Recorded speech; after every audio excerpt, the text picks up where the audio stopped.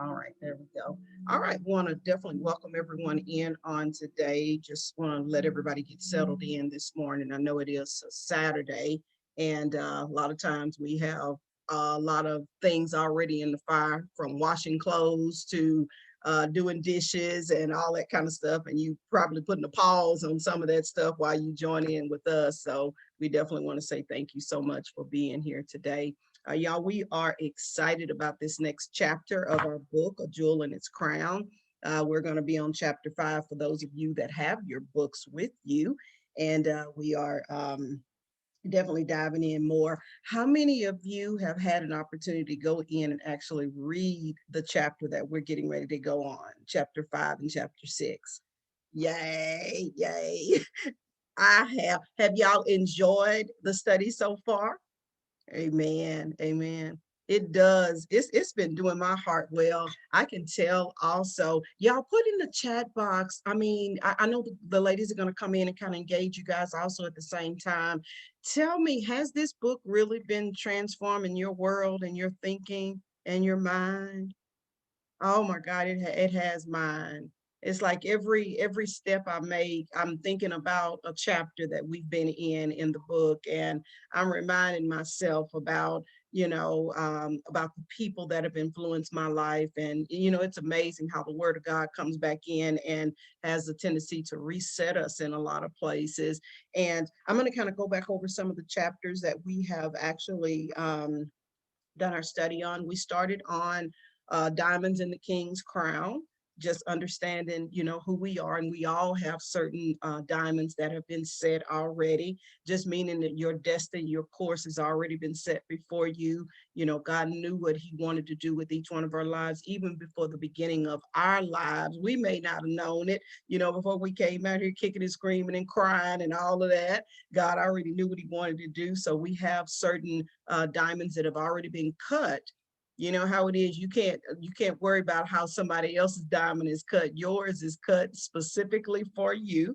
Next week came in and talked about advance to royalty. Sometimes you didn't know that you were a part of the king's court. Sometimes you didn't know that you had a jewel in his crown as well. It may not be like everybody else's, but you had one. And so we had to get our minds shifted to understand, okay, what kind of diamond am I? I'm not a zirconian or whatever they call a cubic zirconian. I'm the real deal.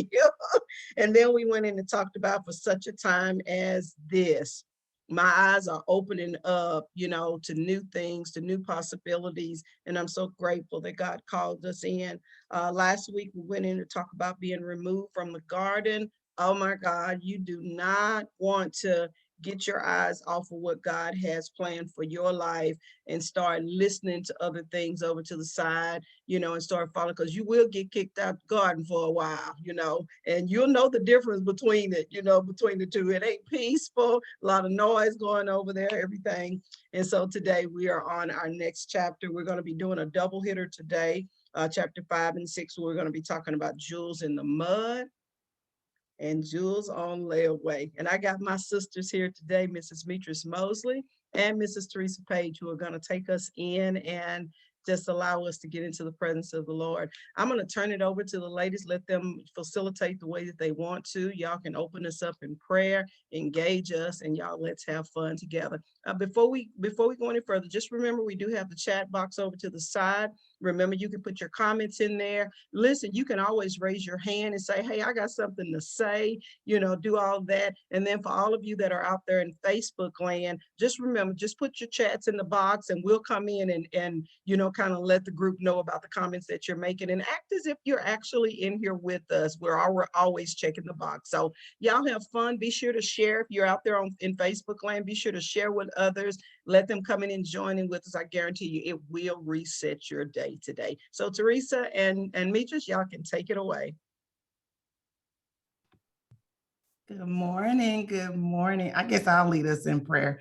But before we start, I know me and Teresa both probably a little nervous. So I know this is not our Thursday, but we gonna breathe before we start.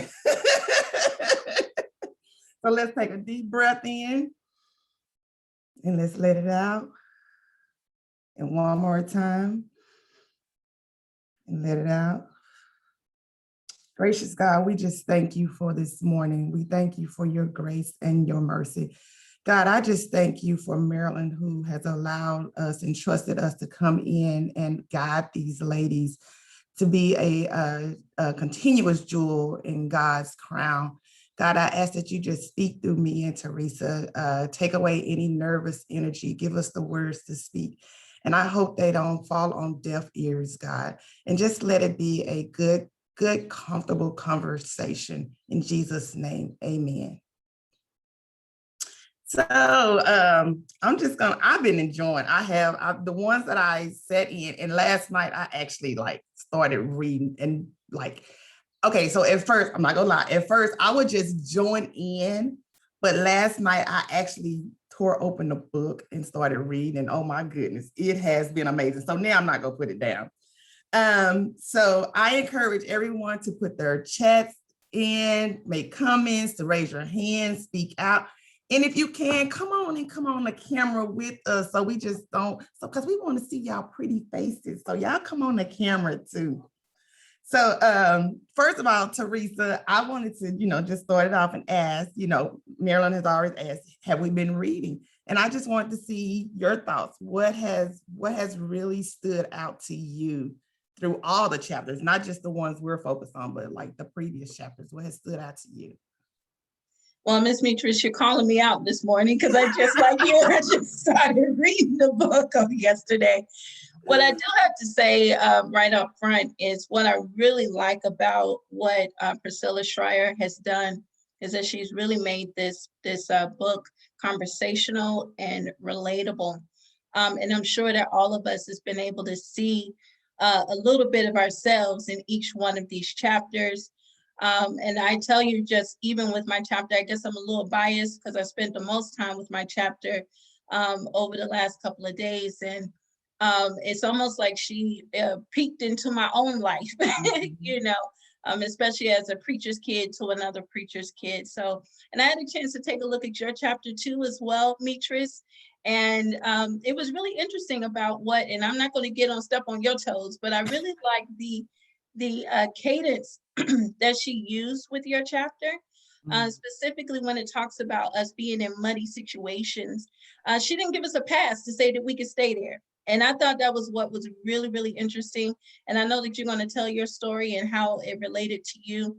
But that's what I'm getting out of it so far. And I definitely, just like you, I think I'm going to be in the press to read, to read a little bit more.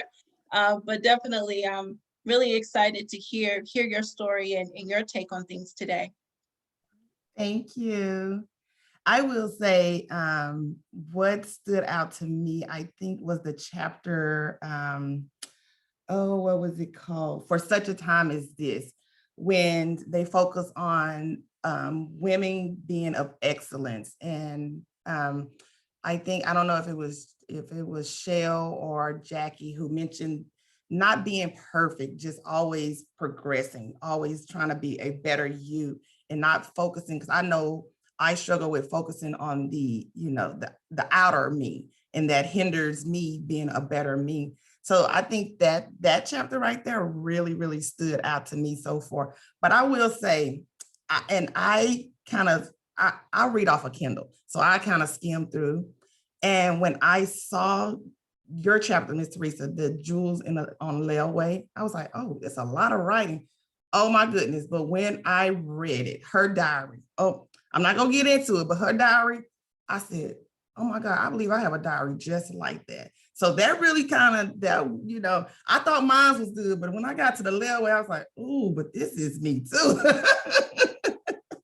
So I'm not going to prolong it. So I'm going to try to focus on, so my chapter is Jewels in the Mud, and I'm going to try to highlight a couple of chapters.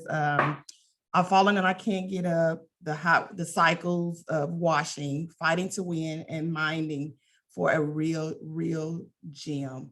And I just wanted to start off with, it says, do you ever feel worthless? And y'all can answer in the comment. Do you ever look in the mirror and wonder what anybody sees in you? Satan would love to deceive as many women as possible in believing that they are good for nothing. And the funny thing is, Satan will use the people closest to you to do it. And just to tell a little bit of my story, if you would have asked me years ago, did I feel worthless? Have I been in the mud? I mean, years ago, I would say no. And even like my aunt said, I felt like I had a really good life. You know, I had my mom, I had my dad, my brother, cousins, my aunties who I love so much. And, you know, I had everything. My mama allowed me to be in all kind of activities. As a typical kid, yeah, I didn't like that hold she had on me, but as a grown up, I see why, you know, it was beneficial to me. So, so I would say, yes, I had a really good life. I was not in the mud. And even after she released me, when I started to get exposed to, you know, the worldly world, things that, what? And I still felt like I had a good life. I had a husband, I had a dog, I had a bunch of kids. I had not the white picket fence, but I had the wooden fence, you know, 4-bedroom home, 2 living. I had it. And, you know, my thing is always, I have always found joy in motherhood and being a wife, you know, so I was still doing good. So, and I've always tried to do right by people because that's how I want people, you know, to always do right by me. So, you know, I never felt like I was worthless, you know, even through some of my storms, I still didn't feel worthless. I would say it wasn't until recently, like around 2019, 2020, when I felt like I was truly worthless. And then I felt like I was not only in the mud, I felt like I was drowning in the mud. And it was when my marriage was falling apart. And no matter how much, you know, even if you don't want to be in that situation, you don't want to see it fall apart because you know how it affects others. So you still want things to work out. So my marriage was falling apart. I had a kid telling me that I never chose them when I felt like, oh my God, I did everything for you, everything. Matter of fact, you were the kid. Then, you know, I had a kid who felt like, you know, life, they didn't want to live life and they just didn't want to be here. So that, you know, always finding that joy in motherhood and being a wife, and for those things to happen to you, that just make you feel, oh my God, worthless. And for me, drowning in the mud. I was drowning so much where even I was depressed. I was on depression, you know, medication. I was breaking out. I couldn't focus at work. It was like a lot of stuff. And so that was one point in my life where, no, that was the point in my life where I felt the most, you know, worthless and all. So so that's a little bit about me. Anybody want to chime in real quick before I move on? Have you ever like felt like that low where felt like you was drowning? You know, this is the time to share if you want to. If not, we'll move on. Yeah, Demetris, I'll jump in on that one. Okay. I think, and I love the transparency with that, because I think at some point in time, we all, you know, go down that road. And I mean, it brings a lot of emotions. It brings a lot of shame. It brings a lot of guilt. It brings a lot of eyes. You think that eyes are watching you. I call it paranoia, because you think eyes are watching you that may not even be watching you, you know. And I think, you know, during that time, what I took it as, you know, you always come to the end of it, or that's what you look forward to.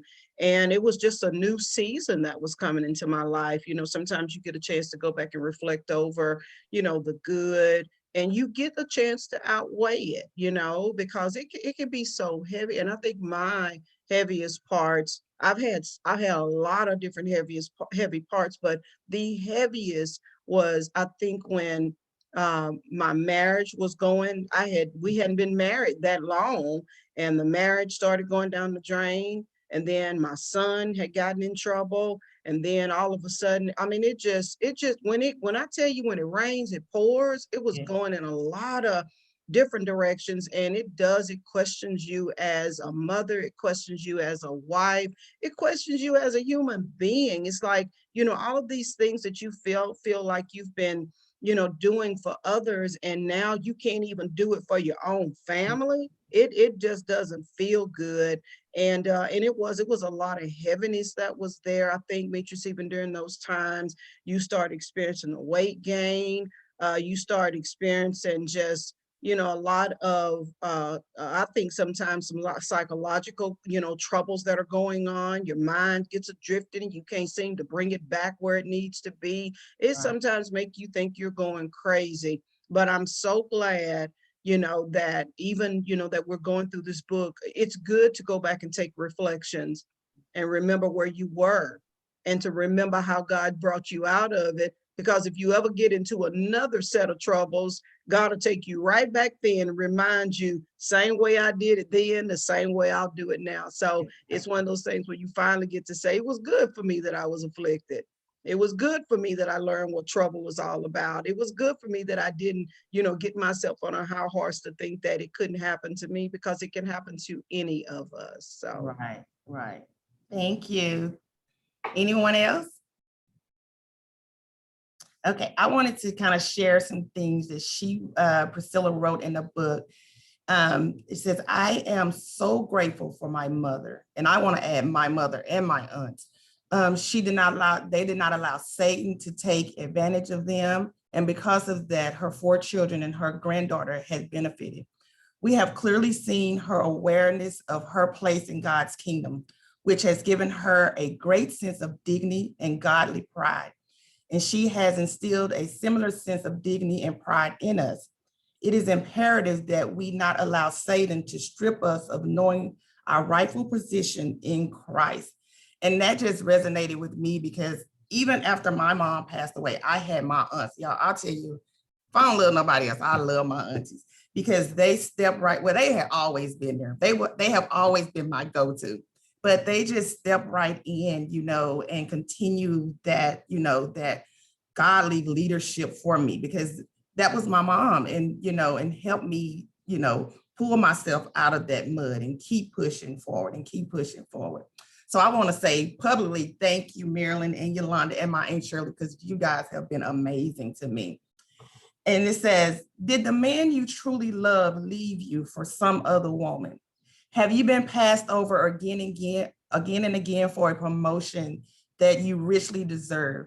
Did you overextend yourself financially? And do you now have to face creditors and the threat of bankruptcy? Honey, it is time to get up and move on. Don't let the past strip you of your promised future happiness. Jesus came that we may have life and have it more abundantly. He wants you to live an abundant life, and that is full of beauty, peace, and contentment. He doesn't promise happiness, but he does want his children. It is a gift. So that right there just really stood out to me. Any comments? Anybody want to piggyback off of that before we move on to the next chapter? Not everybody at once. Okay, so the next one is I've fallen and I can't get up. In this chapter, she spoke, it was so cute. She spoke about her and her niece going rollerblading. And mind you, her niece was 7-year-old. Y'all know 7-year-olds have that short attention span. They want to do what they want to do. So she tells a story about her and her 7-year-old niece going rollerblading. So they get dropped off at the beginning of a trail that's going to lead them back to her house. So they get dropped off on a cold, rainy day. And she said, maybe not even a mile in, the niece was complaining and she was sad and she just didn't want to move forward. And so finally she said, you know what, we can just walk home. And by that time, mind you, it's a cold, rainy day. So, rain produces mud. And so she said her niece finds the mud and just started jumping in it. And she's like, her niece just has that soft spot in her heart. So she just allowed her to jump all in the mud. So she continues to, she, join with her and jumps in the mud with her. So by this time, they are both just muddy. By the time they get home, they are real muddy and dirty. And, so it says the reason most people remain in the tragedies of their, wait a minute, I think I went too fast. Hold on. Because I was going to say something else. Hold on.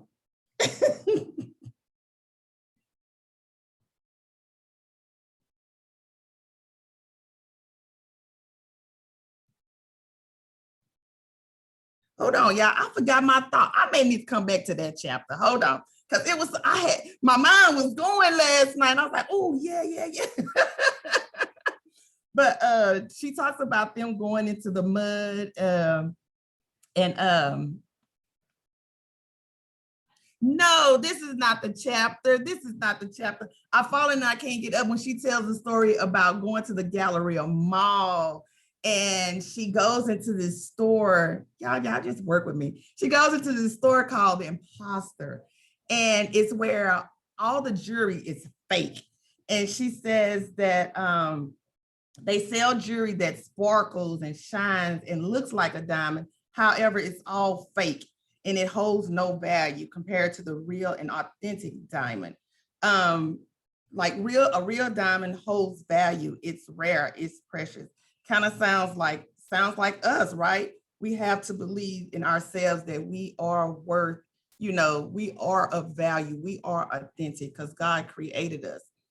And it says the reason most people remain in the tragedies of the past is that they do not think they are worth the effort that it takes to move on.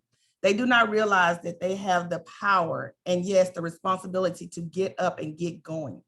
If you fell in a mud puddle, you wouldn't stay there, would you? You would want to get out as soon as possible, clean yourself up. You would want to go home and take a shower and put on different clothes. Or is it possible that you may stay in the mud just because you want to be there? Maybe there are certain comfort in being so dirty that you can't get any dirtier. And if you get up out the mud puddle and don't want to get cleaned up immediately, it might be because you want everyone to know that you fell in the mud or because you were comfortable there. Does one of these scenarios apply to you? And she goes on to say, again, maybe it is not your fault that you are in the mud. Maybe someone else pushed you into the mud puddle a long time ago, but why you are still there? Why are you still there? Are you sitting there reminiscing and allowing the mud to strip you of your true beauty? If so, why? Does any of this, please put in the chat, does any of this relate to you guys that you just, sometimes you just like staying in the mud? And I've probably been there before where people, if I'm sitting in the mud, then people are not going to hold me accountable to do something else, So, have you been there before? Priscilla also goes on to say, it would be so easy to blame someone else for your present situation, but God has called his women of the kingdom to a higher standard. He does not want us to live in the pain of the past, but to get out of the mud and experience the blessing of the present and the future. He wants us to experience the joy of the Lord. Joy and blessings cannot be found in the mud. We need to get up, get out, and move forward. What do y'all think? I need some class participation. Demetris, I'll jump back in on that. Okay, go ahead. This one reminds me of a lot of my coaching sessions.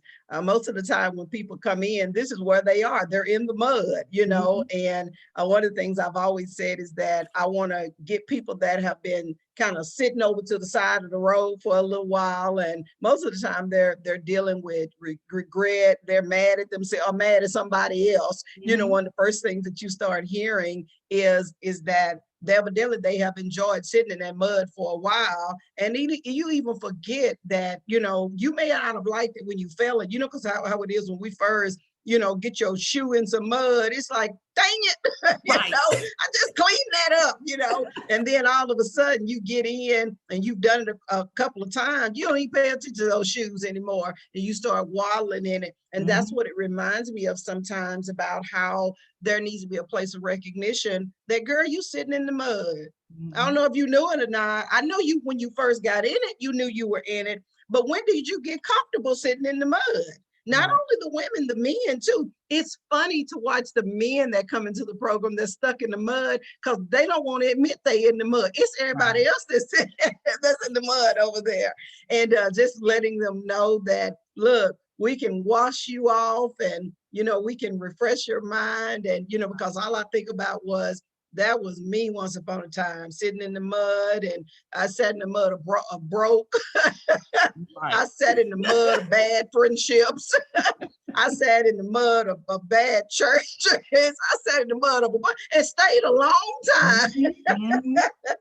As if I didn't even realize that it was muddy. But oh my God, when I finally got to the place of realizing that I don't have to stay in those places, it helps me to, be of encouragement to other people. You're sitting in the mud, right?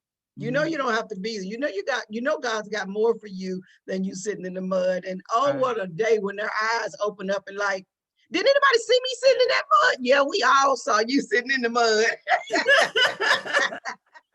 We were wondering when you were gonna recognize it. Yeah, we saw you. Thank you. Okay, now we'll move on. Go ahead, Miss Dr. Jenkins. Good morning. I just chuckling over here listening to Marilyn. But this was really close to home for me. I think, sometimes we have to define what is the mud. You know what I mean? Because it's gonna be different for everybody. But when I thought about it, for me, I think the analogy came to my mind is, how you get a brand new pair of Air Force Ones. I am like a tennis shoe. I have many, many pair, right?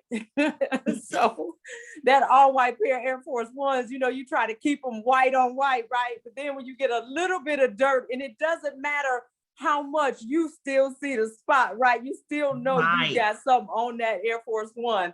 And so, it's just thinking about life and really, examining where we are and just seeing that, yeah, I'm in the mud and I want to get out. I want to get up. And I don't know about, for me, so much as wanting people to know I'm in the mud as it is not wanting people to know, right?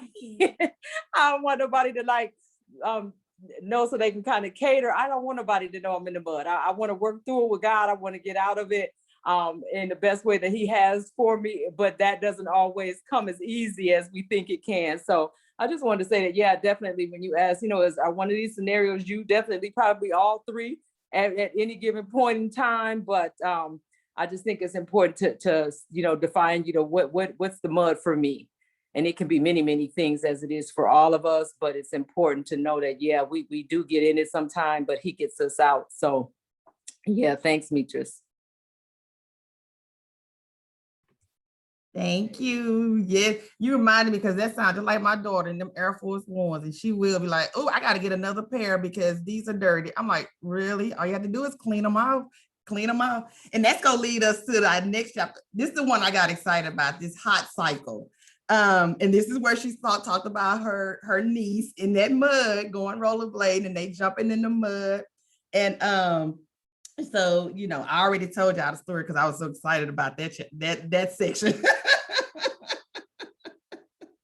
And she goes on to talk about how when they got home, she had to wash the clothes like several times because they were still stained and, still had spots and stuff in there.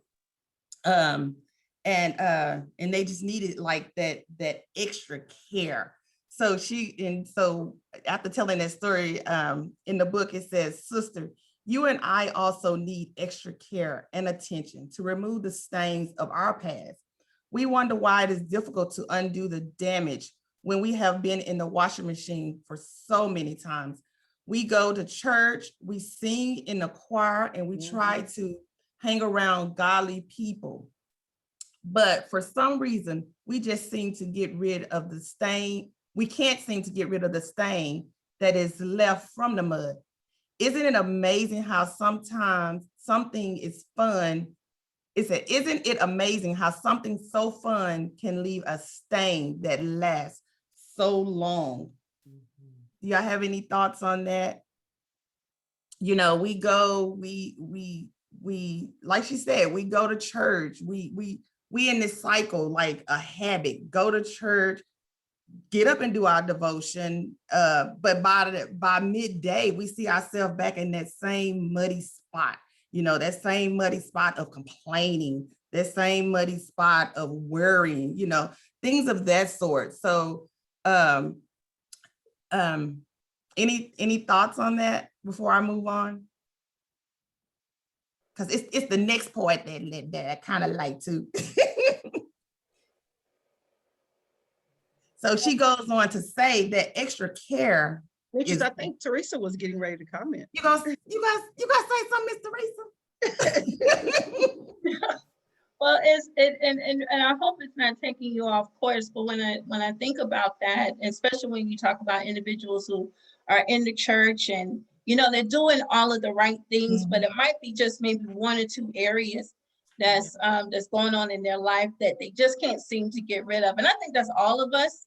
I think all of us have a switch. I don't know what it is, or you know, it could be different for each one of us, but that particular section, while I know that there are components that the Lord will use to help us to clean us up and different things like that, and to bring us into a right place of maturity, I still can't help but to think about Apostle Paul when he talked about a thorn that was in his flesh. Now, I know we're talking about a stain, but there was a particular thorn. We don't know what it is, a speculation or whatever, but he asked the Lord to remove that from him. And as awesome as Paul was in his ministry, what he could do, he can almost run laps around the other apostles. But as much as he could do, there was still something that was troubling him, and the Lord didn't even bother to take it away from him. In fact, he was saying basically what he told Paul was basically get over it, that my grace is sufficient for you, and that he is strong in our place of weakness, or that his strength is made perfect in our place of weakness. And I can understand why the Apostle Paul was saying that, while he decides that he wants to glory in those weaknesses, because in those places where he is weak, that is when the power of Christ will arise upon him. And so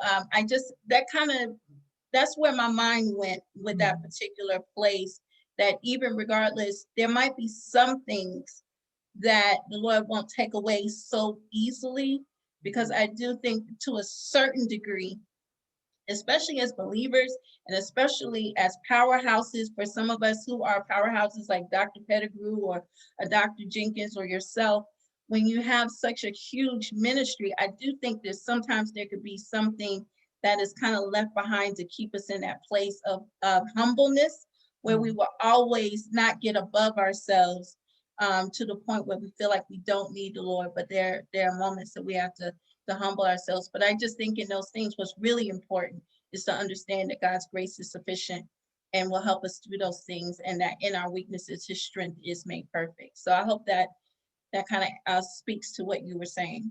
Yeah, that's good. I want to piggyback off of Teresa as well. I love the analogy that she's giving about Paul, and how, sometimes we do have that old muddy thorn within us. You know how it is, even though we're on the line today, a lot of us got images of things in our mind, things that we need to do. We got things undone, whatever. But it's a place to where we're thinking, well, you know how it is when we, have that perfectionist mindset, to where I need to get this done. I need to put that in place. I need to put that in place. And what it does, it'll mess up your time. You know what I'm saying? It'll mess with you with time management and all of that. Even to the point to where if you let it overwhelm you, you'll just say, well, that's all right, I don't want to do it, which will lead to procrastination after a while. And we don't realize that may just be that thorn that God placed inside of us, to let us know we can come back to that a little bit later. So that's for some of us out there that think that everything is going to go in a a pattern, especially us as women. By the time I turned 20, I was going to do this. By the time I turned 30, I was going to do this. By the time I turned 40, 50, wait a minute now, and we thinking it had to come in a chronological order. But with God, I do believe that God has strategic plans for us all. And, one, he says he's not going to put more on us than what we can bear. And he's not going to waste his time giving us something that we are not ready for either. So a lot of times I think the grace of God and where we are in the season that we're in, God can teach us a whole lot of things about ourselves and really how much strength you really have. The only reason you don't know you strong with those arm weights because you haven't been using them. Right. You just know that first day that my arms were hurting, but you didn't know that if you keep doing it, that the pain will go away after a while. And then you get some muscles over there. You get a reward from it. So, yeah. That's good. Thank you. Thank you, ladies. Anyone else who want to share? Shh. Cam was interrupting my video. I told her I had video today. All right. I had but it's on this hot water. I want to go back to the hot that first cycle. And I just remember a story of that kind of resonated with me, being in that where you're stained and keep going back. And I was in a intimate relationship before I got married, and I knew it was a toxic relationship. But no matter what, I kept going back. And it was like, I knew I was stained. I knew it wasn't good for me. But and I think it had such a hold on me, even after my divorce, I went back to that same person for a little while. I would see that same person for a little while. So that leads me up to the second one, where it says that hot water and that Clorox bleach. And what she refers to, that Clorox, when you need that extra care, that Clorox is fasting. And I think it wasn't until I fasted, I mean, like seriously, not that play fast, I really fasted to deliver me from that. And that was years. I was married for 20 some years. So I was in that other relationship beforehand. So that was like over 20 years that stain had been with me for years and years and years. And she just kind of talked about fasting being that Clorox bleach being that fasting. We fast according to Isaiah 58. God wants to loosen the bonds of wickedness, to undo the bands of the yoke, and to let the oppressed go free and break every yoke. When God knows that we are truly serious about him, he does things in our lives that we never thought possible. He can change our circumstances in a hurry because he is the God of miracles. And if your life is anything like mine, then you need a miracle to fix the mess that you've made by playing in the mud for far too long. And I know it wasn't nothing but God's hand who delivered me from that particular stain and being in that particular muddy water of a toxic relationship that was so bad that I went back, after the fact. Any thoughts before I move on? Well, she goes on to say, and if you want to follow, I'm on Kindle, but I think the pages are similar. I'm on page 97, guys. And she goes on to say, perhaps hearing the word fasting makes you just a little nervous. I can remember sitting in the pew listening to the announcement concerning the week of solemn assembly and getting a little antsy. No dinner? How was I supposed to do that without dying? Please remember that fasting is not a religious game. You must recognize some great spiritual needs in order to fast with the correct intention. There is nothing miraculous in the giving up of food itself. Giving up food is simply a diet. What makes fasting different is the reason you give up the food. The reason should be a spiritual need. We can also choose to fast from television, chocolate, or any other thing that is gratifying to our flesh. If you are married, the Bible talks about fasting from sex in order to hear God's voice more clearly. And that's in 1 Corinthians 7:5. We need to fast from something that is important to us. And for most of us, that important thing is food. It bears repeating. Fasting will get God's attention so that he sees how serious you are about changing your life and removing the mud stains for good. Any thoughts on that? Anybody experienced that? Like just being in the mud and having that real authentic fast where you were serious about giving up something and seeing God's hand in it. I would love for you guys to share. I'll wait. Which is Hey, one thing. Demetris. Oh, Hey. go ahead, Dr. Jenkins. I was just gonna say she did so well connecting the content in her chapters to me. Just the part is a couple like paragraphs before where she talked about, you know, having a prayer and asking God to remove the filthy garments from her and dress her in spotless new clothes that would remind her of her both herself and others of her worth and value. And, you know, when you think about definitely, you know, you get muddy and then you go change your clothes multiple times. I mean, to me, that's kind of a indication of the trying that we do. You know, we're trying to get out of it. We're trying to get over it. We're trying to get the mud out of us or take a different route, but it becomes more and more difficult as we continue to try and we battle the enemy. But, you know, I just think about those times that, you know, the mud has just been, I just been in it so deep that, you know, not really realizing at times that, and I think this is my main point I want to share is not really realizing sometimes that you in the mud, you know, it just looked different.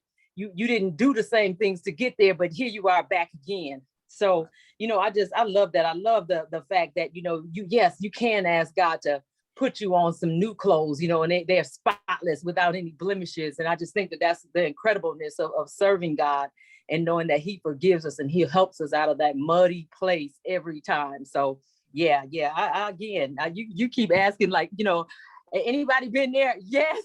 and yes again. But I love this book. I love reading it. So much of it is like, for me, is like, you know, being reminded by God of the things that he has for us and things he said about us and how he is always with us no matter what we're going through. Because I think sometimes we get into isolation, Demetris and Teresa, you know, when we in the mud, we try to isolate. And I think this is just a great book to help us come out. And then as you're dialoguing and sharing, just being so transparent as usual, I've shared that with you before, your ability to be so transparent puts you light years ahead of us in terms of just not being able to say the things that are on our mind. You're able to do that with so much grace. But you know, yeah, I definitely been there. Go ahead, Marilyn. I'm piggybacking off of Dr. Jenkins too, because that was my thought. Sometimes when you don't even realize you're in the mud, my experience has been, I don't know if it's just the way my brain works or whatever. It's kind of like when I got a headache, because I don't take medicine all the time. I don't think, man, you can go get a Tylenol. You can go get an Advil, your body's hurting. It'll be 4-5 days. And I realized you didn't even have to go through all that pain. And I think that sometimes we can become so self-sufficient. Sometimes we can become so independent, you know, instead of the interdependent part. And we fail to realize that that's what the Lord is there with us for, to help us to walk through every stage. He says that, you know, no matter where you make your bed at, no matter what you go through in life, you know, he said, I'm going to be there with you. And I think it's in those times that I remind myself that, you know, the fleece has gotten so heavy, kind of reminds you like sheep, the fleece has gotten so heavy, the trouble has gotten so heavy. And then the shepherd has to come and shear you. And that's what the fast comes in to do, comes in to remove all that heaviness off of us. And, you know, because sometimes if you even think about sheep and all the wool that's on there, can you imagine all them sticks and bugs and all that stuff? They can't see it, because their wool is covering those things up for protection from them. Sometimes that's what we do. We go and hide, or we go do certain things for protection. We don't think that people will see us. And it's only until that time comes, it's like, dang, I could have went on a fast. I could have really asked God to spiritually help me to get these things up off of me and to give me some instructions. We stay stuck in places, and it's like, dang it, all I had to do was go to God and ask God to show me the way instead of trying to hide. But one of the kickers to that is sometimes the way that God has includes people. And that was the thing I was hiding from. I didn't want people to see I had all that mud on me. And it's only until I start coming into exposure and I come and share with people that I'm muddy too. And you just don't know how people will come in and help you to share that stuff and help to join in with you in prayer. And that's been my experience in life. Every time that I find myself in places like that, God sends some people in my life to help me push through, because a lot of times I don't always recognize how deep that I'm into that place. But the Spirit, me taking that first step, gets me into position to where people can see me and that they can come and help me as well. Right. That's good. That's good. Thank you, ladies, for sharing. Now we're going to move on to rinse and spin, that last cycle. And I had to read this one because this one right here was good. So she goes on to say, once we have washed away the mud of the past, we have to work at staying out of the mud in the future.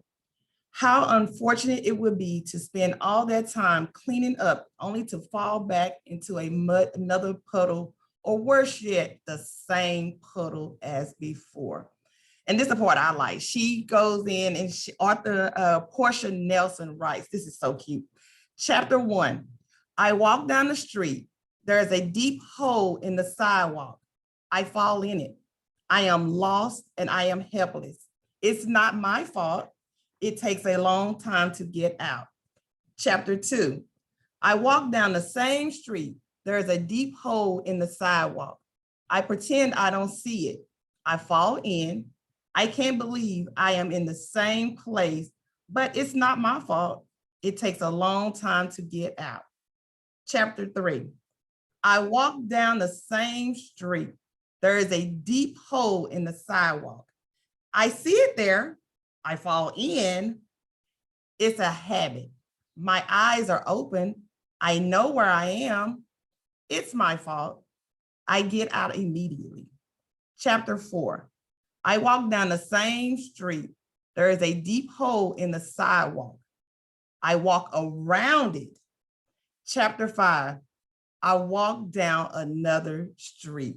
Oh my God. I read that like 3 times. I was like, oh, I love this. I love this. And that's a lot of times we see ourselves like that. We'll walk down that same path. Then we, oh, you know what? That path is just not right. Let me take another path in life to get it right. And she says, are you still walking down that same road? How many times have you fallen into the same hole? Are you hoping that the mud puddle won't be there anymore? I can promise you that it will. Let's stop trying to prove to God that we are strong enough to walk down that same street without getting caught in the same old mistake, hindrance, or sin. We aren't proving anything to God except that we are ignoring his still small voice. And any thoughts on that one? Miss Jackie said, insanity, doing the same thing, expecting something different. Deliver me, Jesus. Yes. And that's exactly what we do. We, continue not listening to God's voice. I'm talking to myself, not listening to God, thinking I got it. Oh, this side said I can do it, wait a minute, is one of these sides God?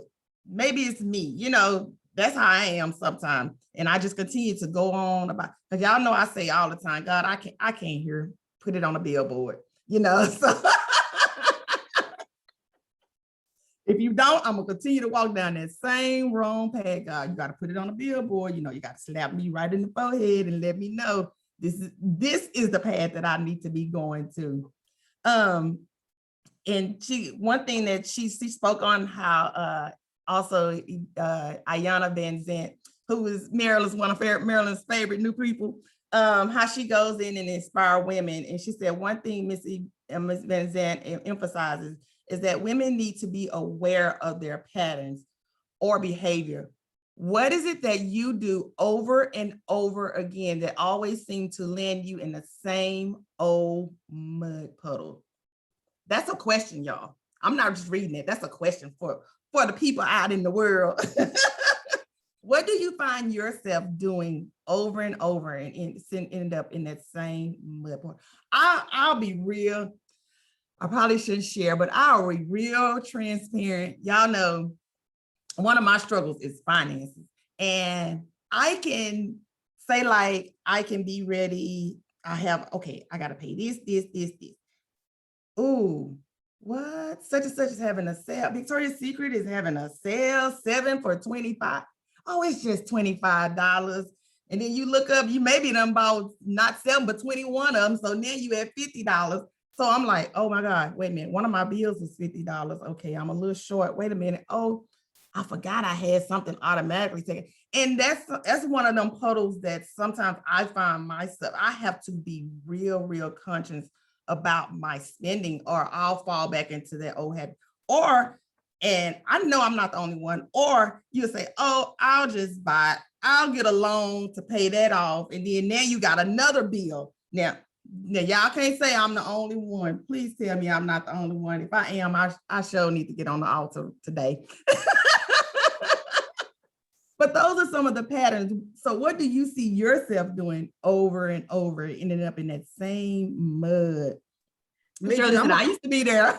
Demetris, I'm gonna be transparent on this. You remember them payday loans? Yes.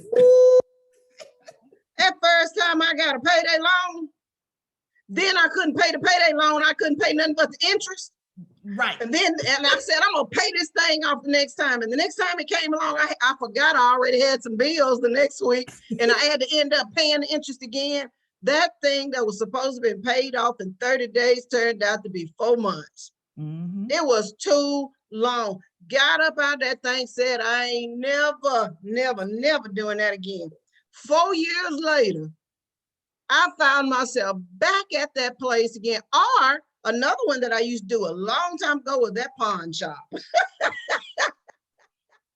You got extra stuff in the house. That when the kids were a lot younger and stuff, and I didn't know, y'all, I'm telling on my own self now, when I didn't know how I was gonna get money to do this or how I could get money to do that.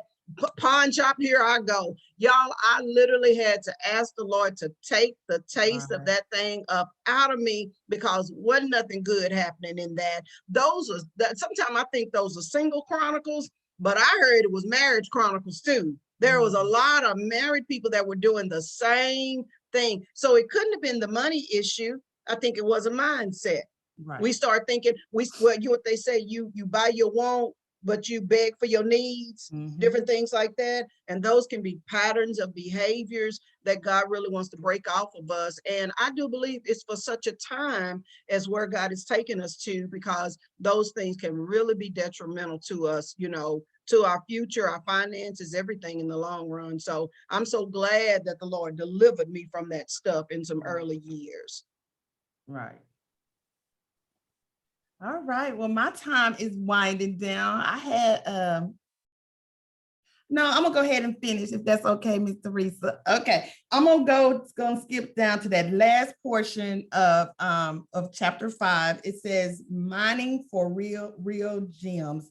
And she says, the woman of God who graces court are brought forth from the earth with great expectations and joy, because the jeweler knows a precious stone when he sees it.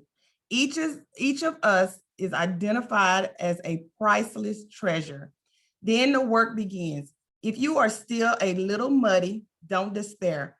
The king sees what is hidden beneath the mud. He is at work in your life to make you shine like a star.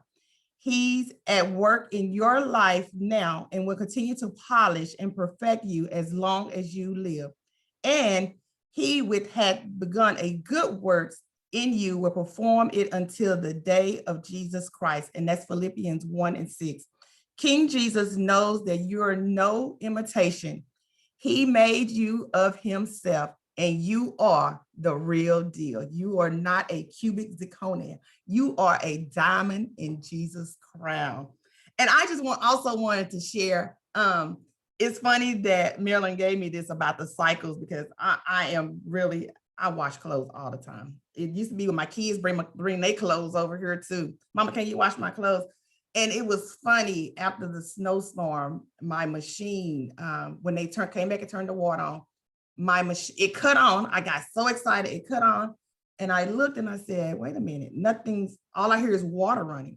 And so I would lift the lid, close it back, and it just run. And I lift the lid and close it, but it wasn't going to those cycles. And when I talked to a guy, and he said, your pipes are clogged up. And I said, so you have to wait for everything to move around. And that's sometimes, we don't even get to those cycles. We're clogged up. We haven't even allowed God to come into our hearts to unclog us, for him to even allow us to even go through. We're just set in that old space where we just, like Mary said, we just, isolated, So I just encourage everybody, all you ladies, to, fast and pray and release some of those things that are not of God. Get out that mud. We don't want to drown in that mud. We want to shine like a diamond at all times, and just be a woman of excellence at all times. So I thank you. I am releasing it over to Miss Teresa. Well, that was awesome. Clap, clap, clap, Miss Demetris. That was wonderful. Before you get too far on mute, I did want to ask you a question before I got started. So now that, and I'm assuming that you have, there's a lot of things that you've overcome. So now that you are washed from the mud of your past, what are some of the steps that you're taking to stay out of the mud? I believe it's more of being connected to, women like you guys, staying in a positive mindset, being intentional about, having that relationship with God, and fasting. I don't always do it, but now I'm at a point that when I say I'm gonna do it, I'm serious about it. So yeah, but it's you ladies that keep me motivated to stay on the right track, to stay out that mud. And even I've noticed, even when I feel like I got like a toe in the mud, I don't know how it happens. I don't know how, but one of you guys will reach out to me and just say, oh, I'm just checking on you. How are you doing? I'll be like, they got cameras in my house. Did they see I was kind of slipping back? But I don't know how it happens, but it does. So I am so grateful to be connected to some powerful women like you guys. Well, that's awesome. I really just truly enjoyed your section, Miss Demetris. Thank you so much. So I'm really excited about my part. I'm a little nervous as well, because this is my first time doing a book thing. And so I'm a writer, so I still write. So I gotta stay close to a script. But I just want to say good morning, everyone.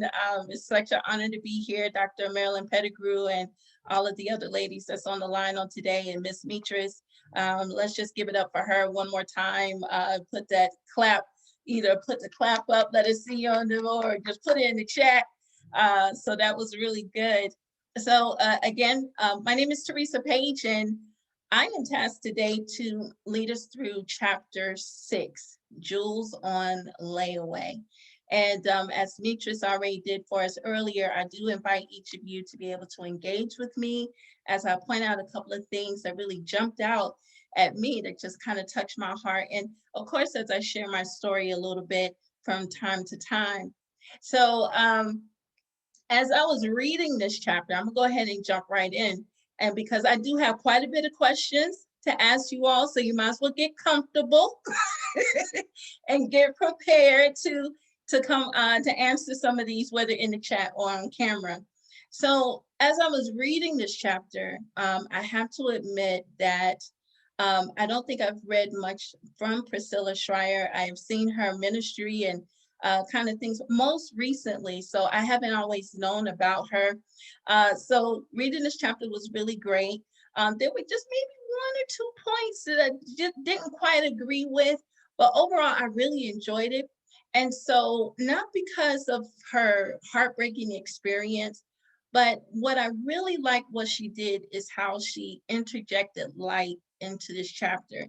A lot of times with some writers, they just talk about what's down, how they, suffered or different things like that, but they don't ever show a ray of sunshine. And so that's why I really appreciated about her, mainly because she was coming to terms with her worth in her own eyes and also in the eyes of Jesus Christ. And she was also beginning to understand what she deserves from a loving mate and trusting the Lord in the wait and preserving her treasures for the right one and manifesting in her work of service in the meantime.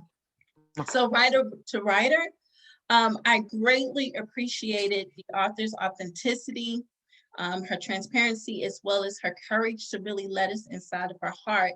And also from preacher's daughter to preacher's daughter, it was weirdly, weirdly relational, because it transported me back to a piece that I wrote many, many years ago that basically sums up my experiences with relationships, because I haven't always had successful relationships, but more so because I didn't have a successful relationship with myself first. And so I don't know if she's on the line today, but Miss Cheryl Dunlap, I want to pull a move out of her book. And I want to read you all this piece that I wrote. It was called A Woman Like Me, and it's basically going to give an insight about my story before we jump into the chapter. And one of the things I want all of you all to do with me is to close your eyes, and I want you to just listen to my story. And then, of course, we'll discuss a few points from the chapter together moving forward. So if you're ready, I'm ready. So just close your eyes and let's take this journey with me. So this is called A Woman Like Me, and this is about my own personal experience. A woman like you. I have heard this precursor in one variation or another over the course of my adolescent and adult life. The summation of this statement have always alluded that I am this wonderful enigma of a woman. However, experience has taught me that this declaration typically arises on 2 occasions. The first is a perplexed inquiry of an interested party as to why I am not married. And the second occurs during the polite conversation leading to the relationship's death, wherein the original perplexed party informs me that while I'm amazing, I am not what they want. So being the thorough, unbiased instructor that it is, experience deemed it necessary to teach me the unkind side of the spectrum as well. Statements such as, I never wanted to marry a big woman, you're not submissive enough, you're not ladylike enough, I can never love you like a man loves a woman, I don't miss you like you mean it, I have love for you, but I'm not in love with you. All of these was courtesy of well-raised men whose mothers instilled in them to always be honest. There are other zingers that had enough venom to cause me to see a distorted reflection in the mirror I never saw prior to. It was those statements that bled deepest into my soul. But to immortalize them in printed word would give them a twisted glory I refuse to give. James chapter 3, 6-8 says it best, and the tongue is a fire and a world of iniquity. So is the tongue among our members, that it defileth the whole body and setteth on fire the course of nature, and it is set on fire of hell. For every kind of beast and birds and of serpents and of things in the sea is tamed, hath been tamed of mankind. But the tongue can no man tame. It is an unruly evil full of deadly poison. With such honest declaration from the mouths of men I once kissed, I did what most do. I turned on myself. Then I brought false accusation against the Lord for making me so defective. I internalized that I was the common denominator in all of these experiences. So it stood to reason that the trouble lied with me. And it did, but not in a way that indicates that I am damaged goods. You see, it has recently been revealed to me that the company that I have kept hitherto was a direct indication of what I felt about myself.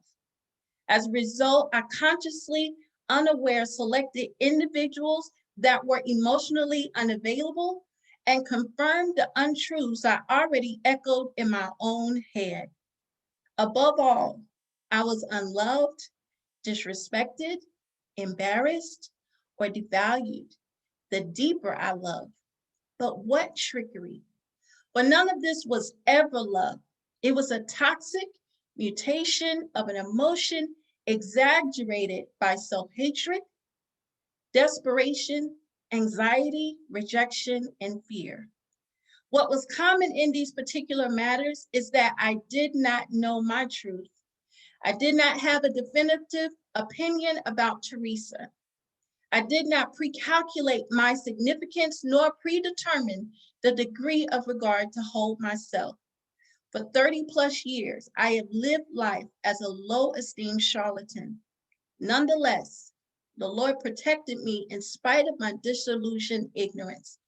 I did not know it at the time, but the aforementioned invectives that broke my heart was the remedy utilized to sever those relationships that would have utterly destroyed me in the long run. The severing was intentionally bloody, and it felt like pure torture, but it was the rescue mission from heaven sent forth to save me and my purpose. So here I am, rescued, and standing in an unfamiliar place I call mind renewal. Here is where I finally admit that everything hurts, that my previous conceptions about love were erroneous, and I say out loud that I am not happy with my life. So this is where the real work begins and womanhood is born. It is through and by the written word of God, wherein reparative properties defaults my mind to remember that I am the offspring of divine DNA. I am designed in God's image and likeness, wherein I possess his ability to create worlds with my lips, take dominion, to be fruitful and multiply. This same infallible word reminds me that God is love and is my direct source of measurement as to what love is supposed to look like, act like, talk like, feel like, and be like. I got to give Satan his kudos though. His diabolical plan and use of demonic lies almost caused me to forfeit my kingdom lineage and abort my earthly assignment. But little does he know that when the Lord finally reveals the truth about ourselves to ourselves, that our current reality must respond and align with our newfound liberty. Therefore, my sisterin and my brothers, just to clarify, there is nothing wrong with me mechanically. My mind just needed to be reintroduced to its original historical and eternal point of kingdom reference. It has taken me some time, but I have recently learned one or two things about myself. And here's the sum of what I know thus far. I am not perfect, yet I know how to love deep and on purpose. I know how to serve and to nurture. I know how to make things beautiful. I know how to speak into the atmosphere to bring change, peace, and healing. I am both passionate and affectionate. I cook with flavorful patience. I am filled with wisdom beyond my years. I am not afraid to work hard or take risks. I pour out my soul onto everything that I do. I am fertile. I am strong. I can stand in the storm and not falter. I can endure trials and come forth without a scratch. I am balanced. I am a balanced combination of old school tradition and millennial innovation. I am a woman with all the equipment, responsibility, and inalienable rights. Now, while some may congratulate me on my wonderful discoveries, some would still turn the light on the fact that I come home to an empty house every night. Well, that's true. Yet I would not exchange gold for the season I had to steal away with Jesus. He has shown me the truth about himself. Therefore, my conformity into his image is not as hard. So what is my recourse? Well, I have none. I have no strategy and I have no game. I will continue to work and receive the fruit of my hands. The scriptures revealed that Boaz found Ruth while she was working. Well, my Boaz will have to find me doing the same. I'm the Lord's beloved, and he has not slacked concerning his purpose towards me and his promise towards me. It is all in his timing. Therefore, I will wait to choose my match. And because I am fashioned with innumerable treasures and wisdom, I now know that I'm also worth the wait. The Lord saw it necessary to protect his daughter, even if it was from herself. Yes, some of his methods have hurt like bricks, but his loving kindness has perfectly defended me. As a result, I am kept in my original state. I am retained in good condition. I am alive with quality. I am concealed from harm and injury. So what kind of God is this that loves a woman like me? So in a nutshell, that's my story. That's my story. That's how I sum up my story this morning. As far as me in relationships. So I guess if you're still with me, you can open your eyes back up. Teresa, I think you told all of our stories with that. Beautiful, beautiful, beautiful. I had to stop washing dishes and come lay down and listen. That's great. Miss Karina. Beautiful. Amen, amen. I tried not to cry on this one, but I thank you all so much for just giving some feedback. So I do want to say, if you're still with me, let's begin our work today. As far as with chapter 6, I'm not going to be before you long because, again, I have a lot of questions because I'm going to hear from you all today. So we're going to jump right in to Jewels on Layaway. So the first section is the relationship factor. So as we start with the first section of this chapter, the relationship factor, I liked how the author laid a foundation. She quickly laid a foundation and she made a divine connection of the first relationship on record with Adam and the woman. It's important to establish that the woman was just not suitable for Adam. And I think that's something that we need to wrap our heads around. She wasn't just suitable for Adam, but she was a specific answer to a specific matter. She was comparably designed as man's sole equal counterpart to match his physicality, intelligence, and strength to fully carry out the assignment of dominion successfully. So as women, we are made for dominion. We're made for it. We're fortified to subdue, and we're prolific to be fruitful, and we're exponential to multiply, and we're stocked to replenish. So with that said, Priscilla points out that it can be a painful experience not to demonstrate what we are made to do, which can have an adverse effect to our personal esteem, our personal self-esteem. So that is the place I want to sit for a minute and just want to kind of talk about, I want to talk about that correlation between self-esteem and unhappy relationships for just a second.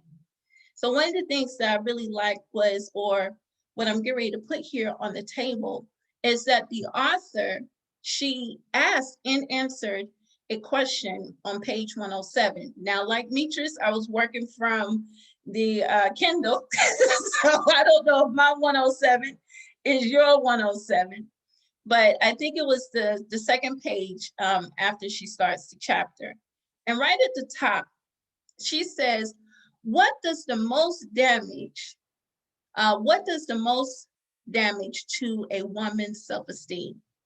Abuse, parental rejection, immoral decisions, financial failure, divorce, disease, or disfigurement? And she says, no. Of all the damage done, certainly unhappy relationships with men are the number one thief of female esteem. So I thought that was a real interesting question and answer that she gave here.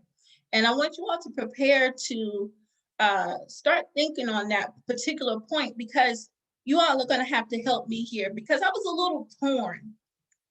Because while I do believe that unhappy relationships with men is a significant thief to women's self-esteem, I am not able to say that it's the number one thief of female self-esteem. So that's where I'm going to need you all's help in a second.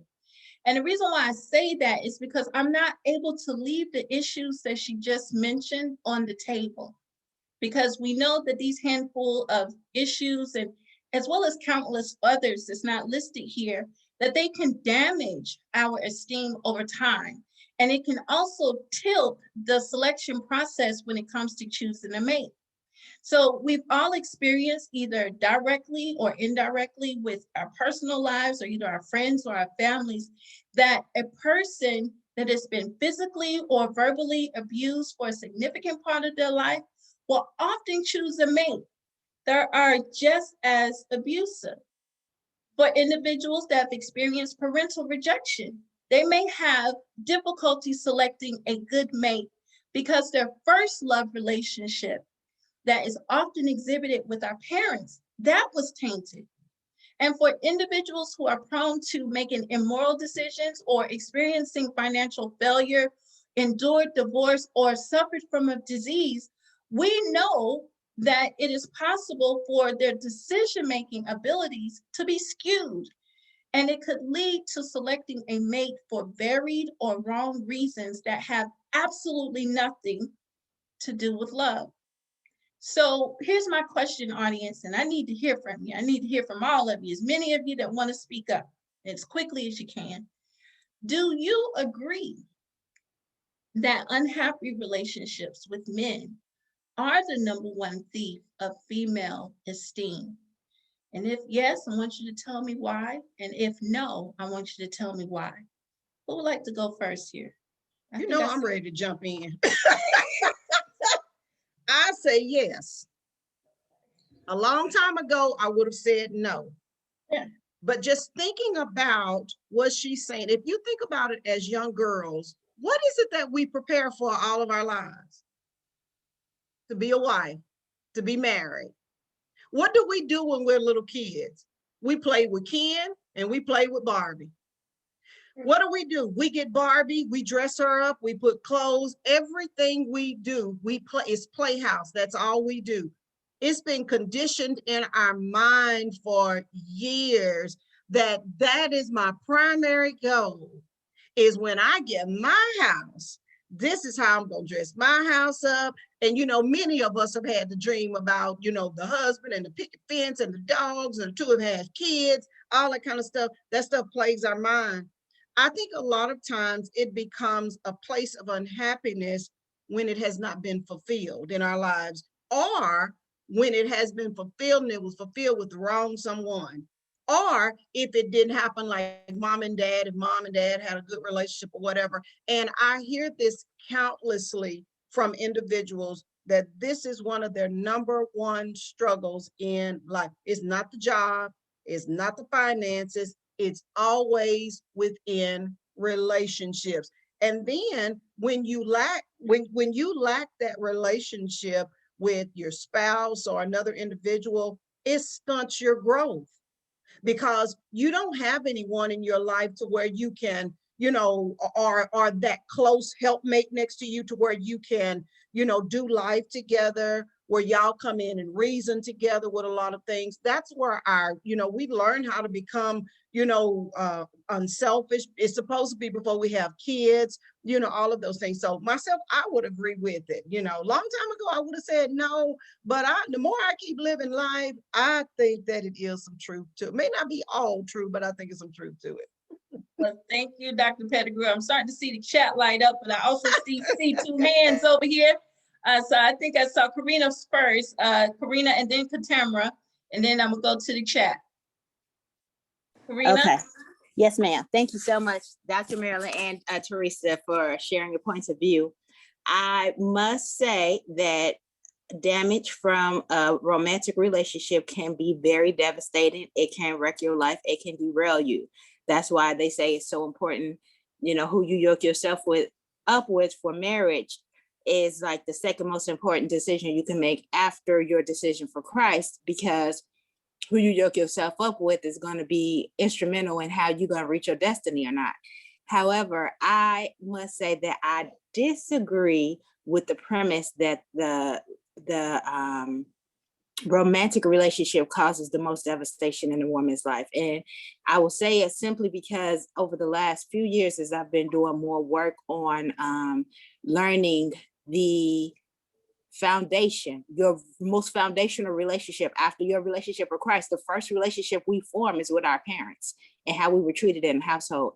And if that is devastated, every other relationship you have will be informed by the way that that relationship was played out in your life, which will lead you to, just as Teresa was saying, picking mates and relationships that will cause you to repeat those same kind of destructive patterns of abandonment or rejection or loss or whatever. And so I think for Priscilla, as I've watched their family closely a lot over the years, I admire them so much because she had a great foundation in her parents' relationship. She didn't experience that that devastation that could come from having a dysfunctional, abusive home life.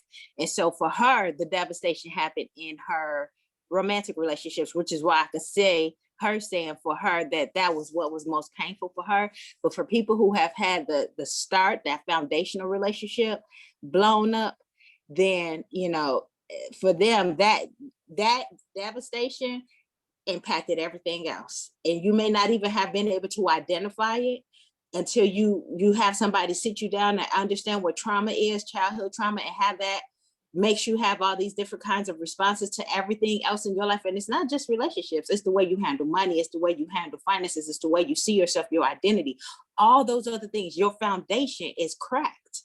And so until that crack gets repaired, your finances, which you was talking about, your romantic relationships, the way you do everything is going to be impaired by that. Thank you so much, Karina. I really appreciate that. That was awesome. You got a lot of kudos in the chat as well. Katamra, I saw your hand up as well. Are you ready to speak? Good morning, everyone. Well, thank you all. Karina just basically said everything I was thinking. So, I mean, from someone that from my firsthand experience, and I can only speak for myself.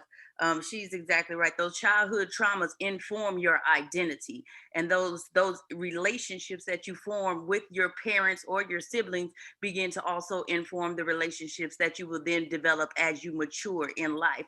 And so, for my understanding, it's like those repeated cycles you learn in childhood. You're going to pick your friends based on those relationships. You're going to pick your environment based on those relationships. You're going to pick your mate based on those relationships.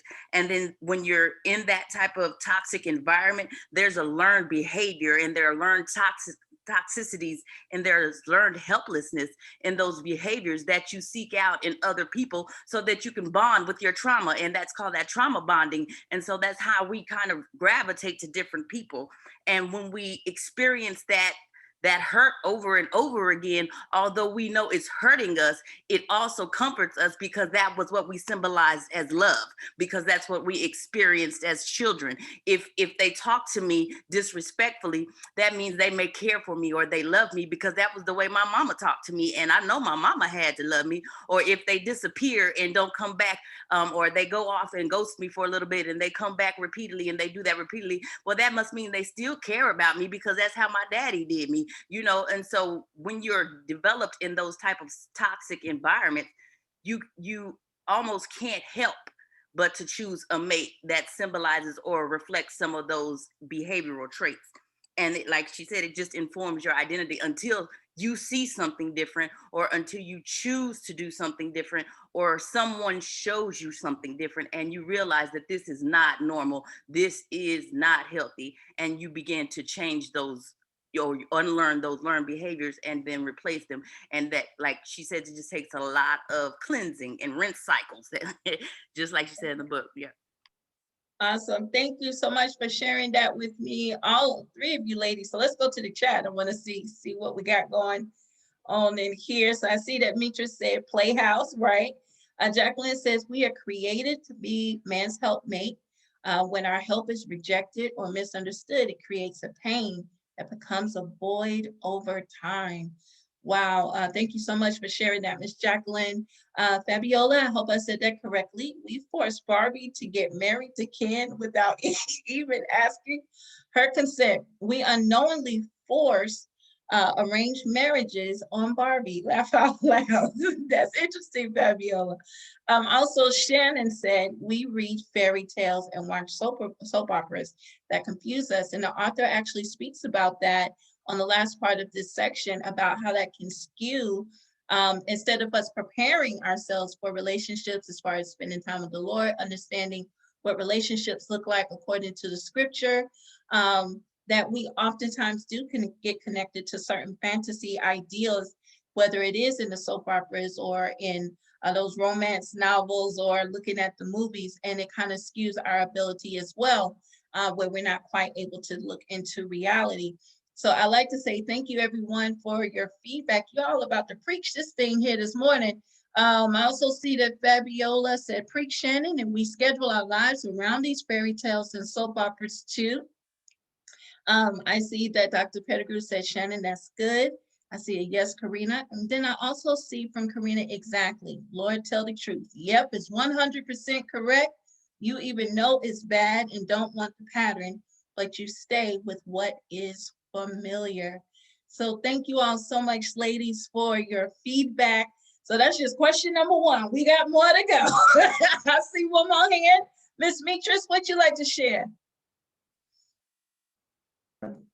I was just thinking, listening to all the ladies, and I had a yes sir on all of them, and looking at my life, like Karina said, I had them parents that were good to me, that encouraged me, and it wasn't until a male relationship that you start to doubt some of your characteristics. And I can even remember, even after getting married, my ex-husband telling me that past relationship ruined me for him. I wasn't open to do a lot of things for him. I guess now thinking back, it could have been my some things that the past relationship, that he may have said or did, or when he cheated and walked out, that I wasn't always fully open for my husband at that time. So for me, I guess it would be, yes, men. For me, it would be that male relationship that has broken down everything that my mom or dad, because my mom spoke life into me. She always spoke life into me, and then to have somebody come back and tear that all apart. So for me, I would put that male relationship top of for lowering your self-esteem and all that. Well, that's interesting, Demetris. Can I ask a follow-up question? And if you don't feel like answering, so understanding that the life that your mom gave you, was there anything that you may have seen prior to marriage that would have said that this person doesn't align with my upbringing or what was put in me? And if it's too personal, you don't have to answer that question. No, I don't. I think I was so young, and I think, and those who know my story know my mom kept a grip on me, and just to be free and to have, like, at the beginning, a guy will make you feel like you're everything. Oh, they'll call you all the time. They'll come pick you up, make you, at the beginning, it made me feel like that same type of stuff that my mom put into me. And then once they got me where they wanted me, is when all the negativity came. But you're so invested at that time, you don't know how to walk away. And then you start thinking, oh, well, maybe my mom was just telling me that because she's my mom. Maybe my dad just, did these things for me because they were my dad. Maybe that is some things that, that I need to work on. So, no, the red flags wasn't there at first. No, it wasn't until later. I have to be honest, it wasn't until after divorce that I started to reinforce those things. These are what my mom told me. And then to read, start studying the Bible. These are the things that God said about me. So these are some of the same things my mom said about me. So I am great. I am of value. I am worthy, So it wasn't, it's been a long time coming. So Teresa, I want to come behind Demetris on that too. I was listening to your poem that your story that you were reading, and somewhere in there you interjected, it was a part where somebody introduced you to the insecurity, to a place of insecurity that you didn't know was there. I didn't know that people looked at me like that. I didn't know that people would call me names. I didn't know that all of these kind of things. I think the awakening, when you have been in a family that's been sheltered, like I was telling Demetris, I said, Demetris, we have really been blessed in our family to be covered the way that we were, because I really believe we skipped a whole lot of stuff and we got introduced to that stuff later on in life. And I think that's where the surprises came in. It's like, everybody don't act like the folks at your house do or whatever, and then you start, and then just thinking about Demetris, like with her marriage, she was not trained to see negative things. So her eyes were not gonna automatically go toward that. It was going to find the positive in everything. And I think sometimes that's been a lot of our challenges, to where we may not have chosen properly because we want to see the good in everybody. Though we know that God covers us, we realize that everybody doesn't always have that in our heart. And I think the essence of it all is, don't change who you are because somebody introduced you to something that they saw. Find people that see life the way that you see it. And I think that once we start doing that, we can start, it just brings me back to the garden again. I'm like, why did I start listening to this snake over there? Yeah. Well, thank you, Dr. Pettigrew. I know we're going to have to move on from this point. I see one more hand real quick, Karina, and we're going to move on to the second section. This is really good. Really good. Love it. Thank you so much. And the last thing I will say is I agree so much with what Demetris and Dr. Marilyn said, that, the enemy understands that romantic relationships is the place where he can cause the greatest havoc and wreak the most destruction. That's why he came in between Adam and Eve in the first place. And I also want to say, it's exactly what you said, Demetris and Dr. Marilyn, about, even if you grow up in destruction, if your eyes are not trained for it, there's a bishop I follow, R.C. Blakes, and he talks about the father-daughter talk. There's so many girls are not made aware of game and can't recognize when a man is predatory. And so they have their innocence stolen by people who don't mean good to them because they are naive and, haven't been really properly taught how to protect themselves. They're protected in the house when they're around their people. But when you go out on your own, you don't have that defense mechanism that you need in places. So you are vulnerable to people who don't really mean you any good. Absolutely. Absolutely. So I thank all of you so much for your feedback. So it looks like we're a little half and half on the idea of whether or not it is, whether an unhappy relationship with men is the number one source of our low self-esteem as women, or if it could be previous relationships that can mirror or basically skew our ability to make good decisions and choose and make. So thank you all so much. That was good dialogue. So we're moving to section 2. Section 2, I can't wait to get to section 2 because you all should have quite a bit to say. I got quite a bit to say on this particular section. But because of the time, I'm gonna just basically just give a quick overview because there was so many different letters, but just to kind of overview it, kind of put a bow on it. The author Priscilla, she's given us insight into a relationship that she had with a young man named Kenneth that she met in high school, and she became reacquainted and dated during her collegiate and seminary school experience. Now, in her eyes, Kenneth was wonderful. He was fine, he was intelligent, he was popular. And in addition, and for I'm gonna be truthful, for those of us that knows that God's anointing has a certain level of sex appeal, he was also passionate about ministry. Everybody clutch your pearls on that. I hope that won't go too far. But because because the author also had a passion and was preparing for ministry, she believed that Kenneth was a perfect match and would one day be her husband. Now, the story takes a turn when she learned early on that he didn't have a real interest in her. But instead of walking away, she went along for the ride to experience ill treatment from a person that did not value her and had no real intention to make a commitment that would lead to marriage. So as the story blooms, I personally wanted to dislike and even hurt Kenneth for his wishy-washy ways towards Priscilla and yanking her chain with bringing her into his world with his family and his friends and making fantastical admissions of love and also using a little bit of what I call spiritual hocus pocus with statements such as God said that you're my wife and stuff like that. I don't like stuff like that. But anyway, but only he would say things like that only to disappear or to break up with her or to attempt to put her on hold for years. So I want to pause here because if you all had a chance to read about Brother Kenneth, I want to know what were your thoughts about Kenneth right off?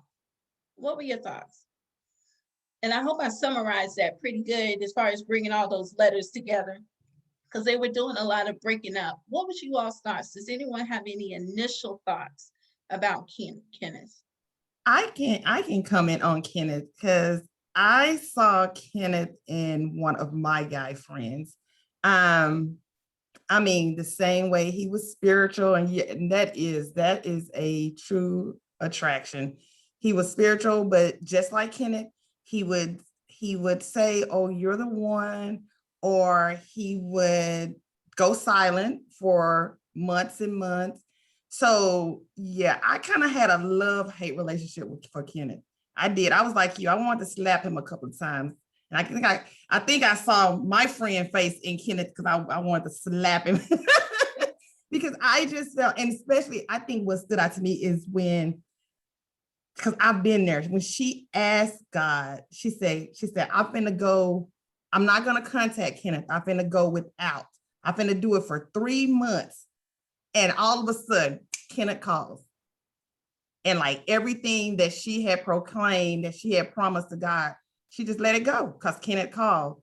And he was like, and it's kind of like when it seems like when a guy knows that you're about to move on and they're like, okay, but they're confused. They don't know if I should have her on standby just in case whatever I have planned don't work. And that's what I saw in Kenneth. So I love the fact that he was going, trying to be a better him, but I hated the way that he treated her because I have literally been in this situation. So yeah, Brother Kenneth, yeah, he needed a little slapping around a little bit. I agree, Demetris. Teresa, what I saw in Kenneth was Kenneth saw potential in Priscilla, and Priscilla could make him look good in ministry. It tells the story about how she didn't trust her instincts, so she wanted to take him to her dad. And she said it ain't nothing like being in having to go talk to Tony Evans. For those of you who don't know, that's his daughter, Dr. Tony Evans, about his daughter. And then to think that Kenneth went there, say he took flowers, he took different things like that. But I really believe that now that I have lived life a little bit more, Yeah, when we're younger, we see it one way. I've lived life a little bit now, and I can see where Kenneth could have been confused about ministry. That's a major decision, and not realizing that you had broken up with Priscilla quite a few times. And it had to be something about her that was not gelling with you. But this thing with ministry was going to make you feel a little bit secure. And sometimes I think we miss that little pointer there, that a lot of times we feel moments that we could do some things together, but it doesn't mean that we need to be in a marriage together. And I think later on they actually saw that, because it was a pattern of what Kenneth was doing. It was like once he got settled and got what he wanted, it was like Kenneth was moving on with his life, you know. So I think we all can see a little bit of him in things that have happened with us. Yes, ma'am. And I see your point. I did not know that she was is it Dr. Tony Evans or Bishop Evans? I did not know that she was his daughter. So that kind of put a different spin on Kenneth for me. Yeah. Yeah. Because especially knowing that he was getting ready, and we're not man bashing here. I'm just talking about this one particular character. I don't know the man. I don't know anything about him. But I also think that he was also stringing along because of who she was, and because of her ministry pedigree. Because I just think that maybe he had was thinking that maybe her dad could put her on or something like that, put him on or give her some exposure or influence. So you know what, Teresa, one more thing on that. One thing that we make a mistake with, and I think they've been teaching us this in the singles class, sometimes what we call equally yoked up is not what God calls equally yoked up.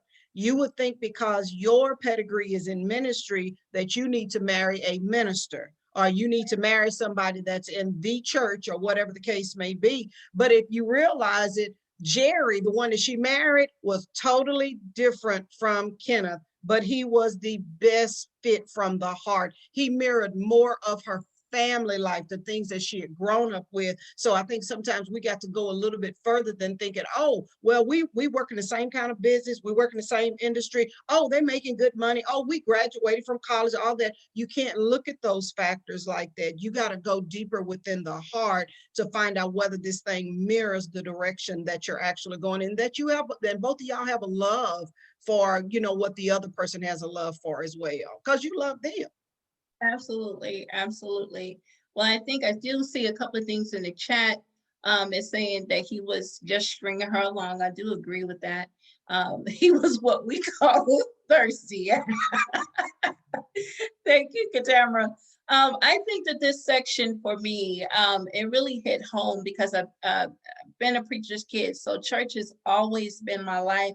I've seen cats like this. To me, again, I don't know Kenneth personally, but just based on the cadence of her story and what she wrote in her diary and her experiences with him, he's a church prototype. We've all run into these, a lot of the men who are, ministers and different things like that. You know, he's kind of, to me, it's brothers like this that are the scariest of all men. And, you know, if I'm dealing with a thug on the corner, I know what I'm getting. I know what I'm getting. The trouble is that when you're dealing with a saved brother that hides out or that helms in the church, to me, he is the most scariest because he's well aware of the anointing on his life, and that is attractive and that is infectious.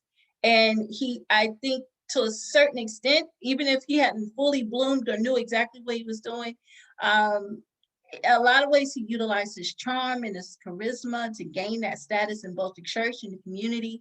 And I think I've run across different men that have honed that craft to be able to detect certain weaknesses in women. And they begin to cater to that because they want to show a particular certain type of hero status. As Demetris mentioned, it may not be the same thing, but it was something that you said that after you had been in for a while, and then things started to change, and then you're beginning to start to see something different, and it's almost too late because you're hooked now, you're invested now. And I think that was something that was interesting about Kenneth. But I want to move on because we're down to the last few minutes, so I am going to have to skip down just a little bit. So thank you all for your feedback about Kenneth. What I really thought was, while Kenneth was problematic for all of us, he was extremely problematic for all of us to digest. But what I really thought was interesting, that the issue really didn't lie with him. The issue and the power of this entire matter really lay with Priscilla. And so there were two instances, and again, I'm getting ready to call on you all's feedback for this, because there were two particular instances that was very interesting. For one, on page 110, and this was pretty much at the beginning of Priscilla's writing, she said, life is so interesting. I think they just broke up. They had just graduated from college. They're now in seminary. I think they had to move to a particular area in Texas. They started the seminary. 2 months later, he breaks up with her. So on October 11th, she writes about it. She says, life is so interesting. My, how it takes a toll. Today, Kenneth and I broke up because he is not ready to move on in our relationship. He is having a love affair with seminary right now, and I just don't fit into that. And I may never fit into that. And I really love him and want to marry him. So I wonder how this will work out. Also on page 115, and again, I don't know if it's you all's pages, but it was the letter that she, or the entry in her diary on October 17th of 1997. She said, God is telling me to do his will. And that means giving Kenneth up right now. That really frustrates me so much, because that means totally giving Kenneth up and waiting on God to give him back. But he won't give him back until I give him up. I cried a lot tonight, and I'm deciding today to give him up for 6 months and see what the Lord does. So here's where I need you all to be able to give me some feedback here. So get ready. So within a year's time, from both the mouth of Kenneth and even from the Lord's mouth, I thought was interesting. It was almost a year to the date, almost shy of a couple of days. It was completely spelled out that Kenneth was not the one for Priscilla, yet she was persistent to stay. So why do you all think that women stay even when the one that they're interested in is not interested? Why do you think that sometimes we do that?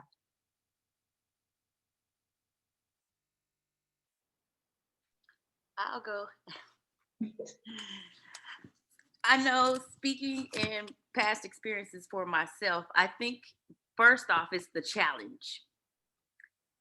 We think that we can change somebody, or it's a project for us. And also on the same level, it's being the younger of all of my siblings, I was spoiled. I always got what I wanted. And for me not to have what I wanted would mean I'm either going to throw a fit, or I'm going to keep bugging somebody until I get what I want. And that sometimes that means I'm going to keep praying to God. God, okay, I'll let him go. As long as you give him back, I'm going to let him go. But that's still with that motive that I'm going to have what I want.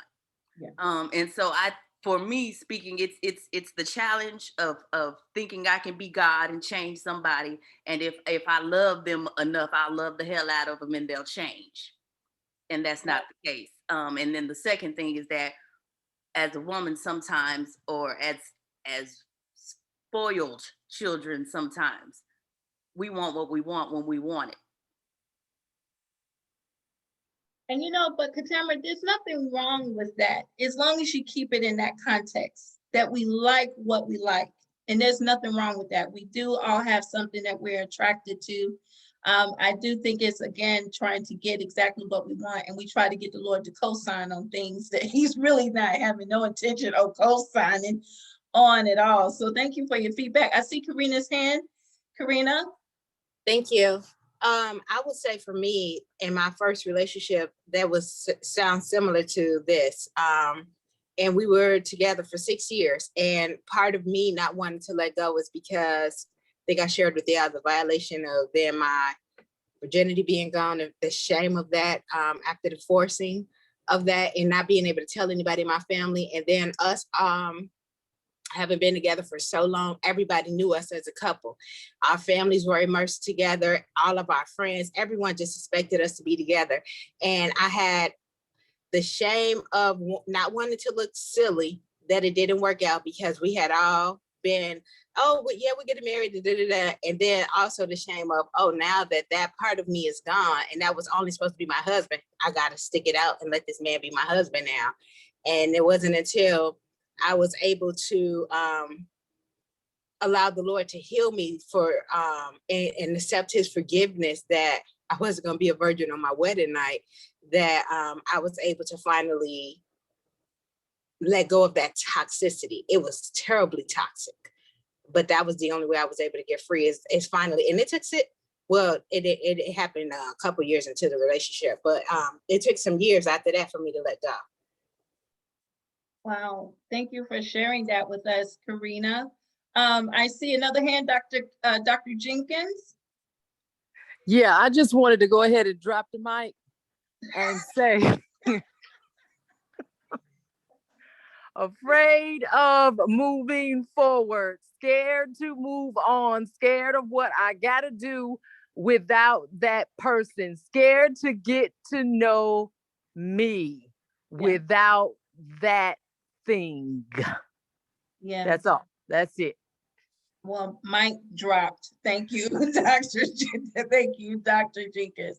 So I have another question, follow-up question for you all, ladies. So we understand, thank you all for giving me for your perspective on why women stay when the person that we're interested in is not interested in us. So the next question is a little bit more challenging, because why do you all think that women stay in a relationship after the Lord clearly says no? I'm not talking about the dude. I'm talking about you heard the Lord and you were clear. He was clear with you, but we still remain engaged in a relationship. Why do you think that we do that? And especially as believers. So you might want to tackle that. Teresa, I think one of the biggest villains is loneliness. We deal with a lot of loneliness, though we hear God. I think Priscilla said it best in her book. You know, it's like it hurts, you know, to face that you're going to be, you know, by yourself. You know how it is. Sometimes we're in relationships not to necessarily, you know, be fully committed to that person or whatever. When you don't know who you are and what you need, sometimes you need, you know, we need conversation. You need your intelligence moving, your mind moving.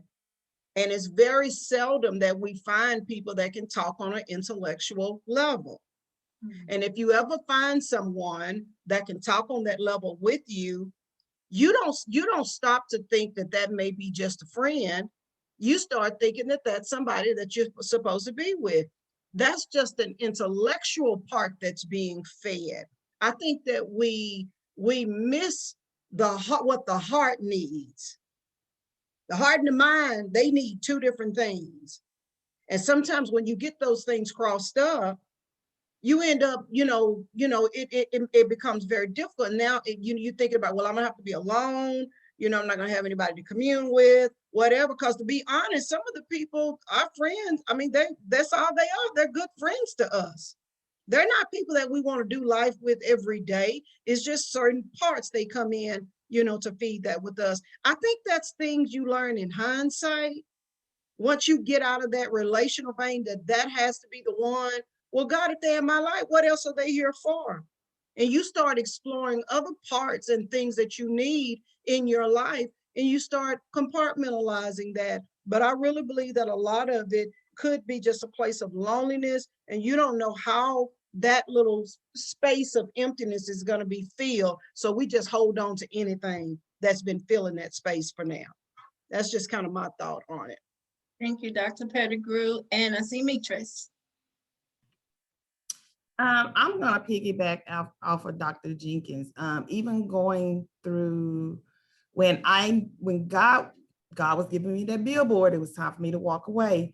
But it was that fear of starting over. I've always had a cushion I always had someone there to, help me out. So that fear of starting over. And also, I think if you've invested a lot of time in a male relationship, you're like, I've molded him. I've did this for him. I'm not going to let someone else come in and reap the benefits of what I've built. So I think, and even though God is telling you, no, it's time for you to move on. No. But in my mind, I was saying, I did that. I did that. I built this house. I took care of his kids, and how am I supposed to start over? God, I know you're not this. That's not what you're telling me. I know that's not what you're telling me. Even though that billboard was right there, walk away, Demetris, walk away. But that are some of the things that that we just don't. I just didn't want to hear at the time. Absolutely. Well, thank you all so much for your feedback. I do have one more quick question I want to ask here at this particular point. So I know with me, there were 2 occasions. There was 2 men, not at the same time, but over time, that I was considering marrying. And with both instances, I've only been twice where when people say I've audibly heard the Lord's voice, that I audibly heard the Lord's voice to say, do not marry this man. And I convinced myself, or I won't say I convinced myself, it was just, for me, it was just flat out disobedience, because I clearly heard the Lord say, do not marry this man. And because I was more in love with the idea of marriage, I just wanted to be married. It was like insert man here. It didn't necessarily, it mattered, but it wasn't necessarily the top of my priority list as far as what kind of man he was or what kind of character he was, or even how he treated me. I was more in love with the idea of marriage. But I do know that after those times, I was still hell-bent on staying in relationship with these men, even after the Lord said, don't do it.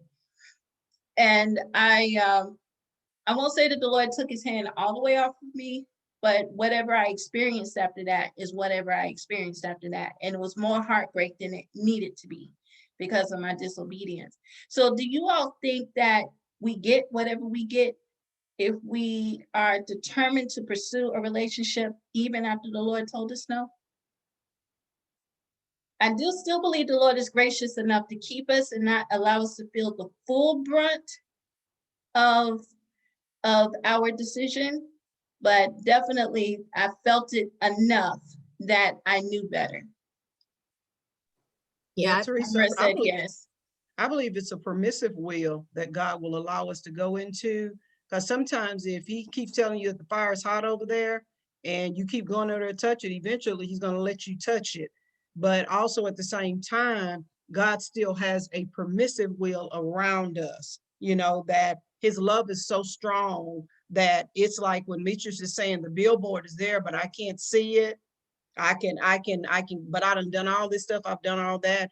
Eventually there will be a day where sometimes when you don't hear his voice, he'll come break your heart. He'll break your heart through a thing to get you back on track where you need to be. So I believe God will let us, go ahead and do it our way, the way we see it.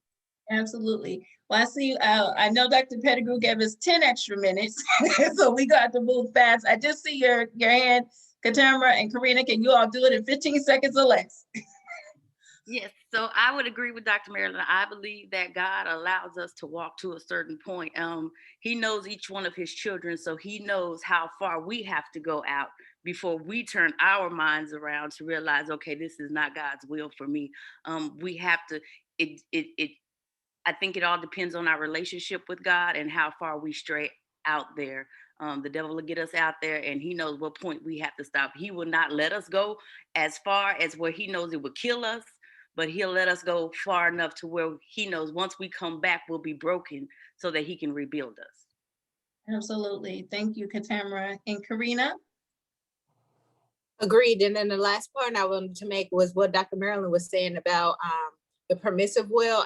This is going back to why we stay.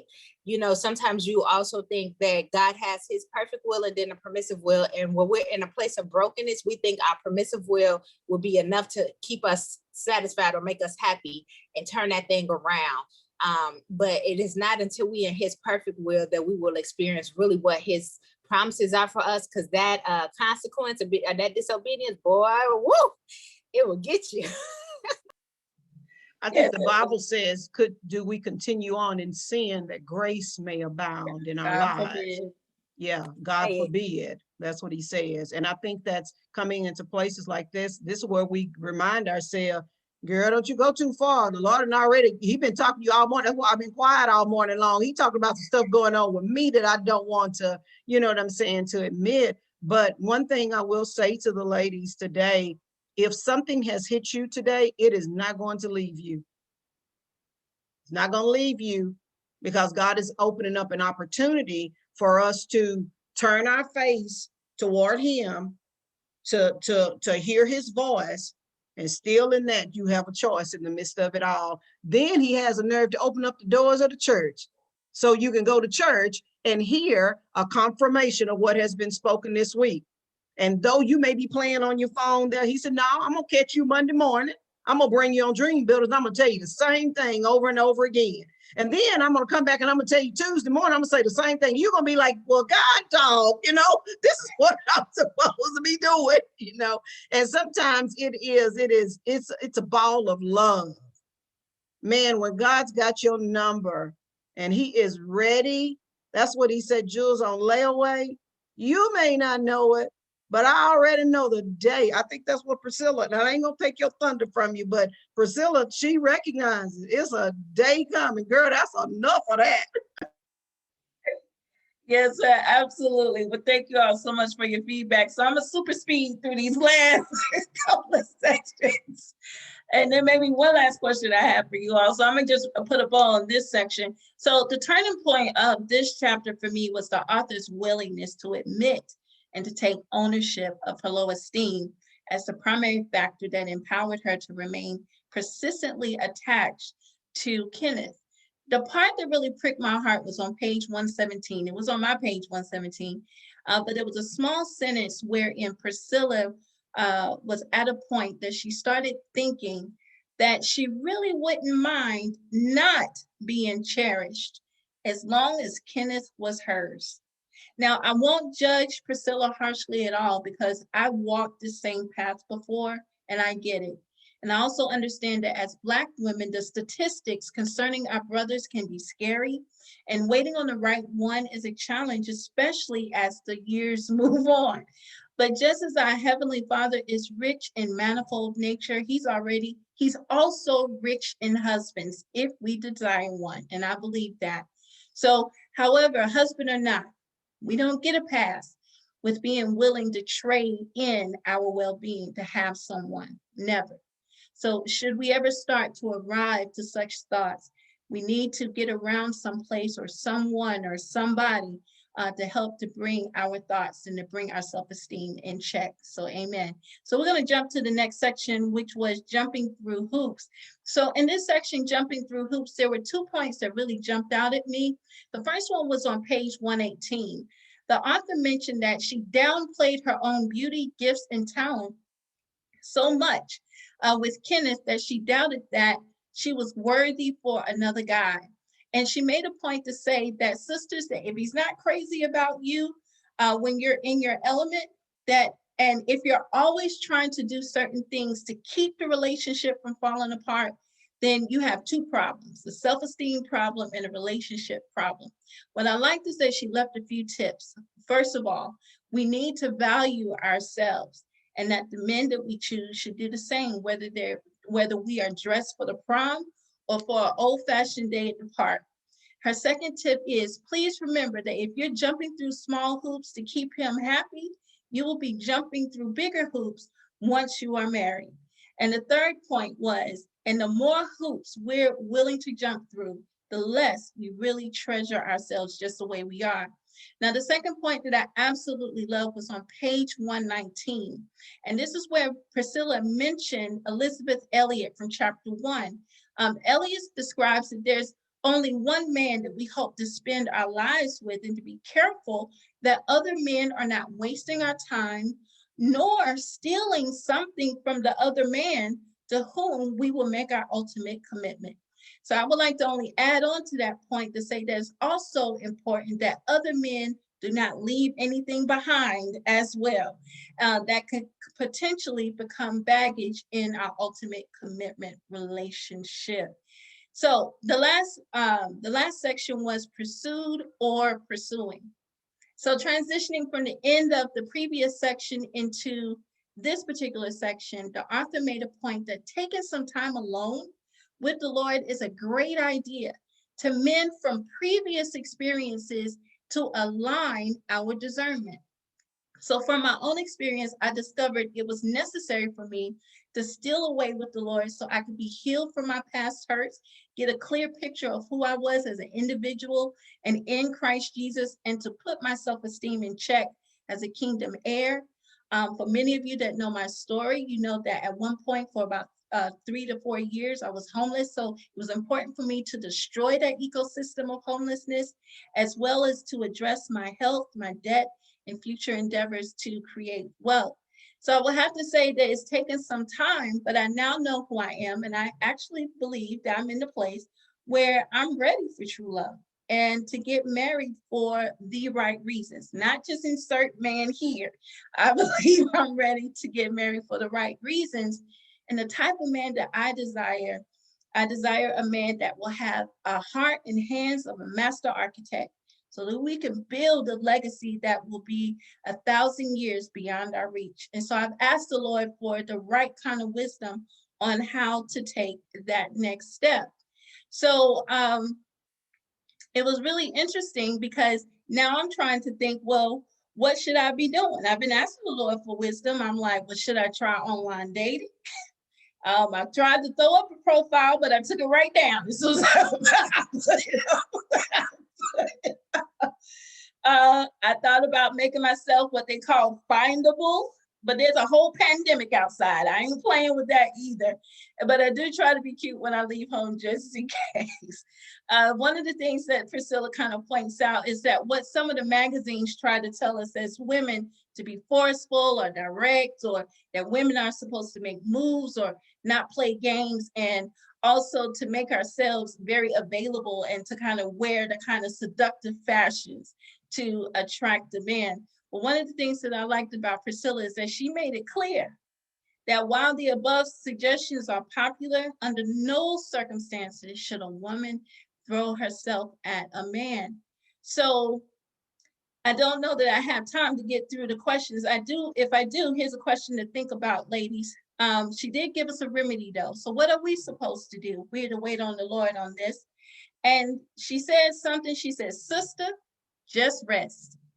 And she also says that we can cease to strive and work and plan and scheme. We don't have to do all that.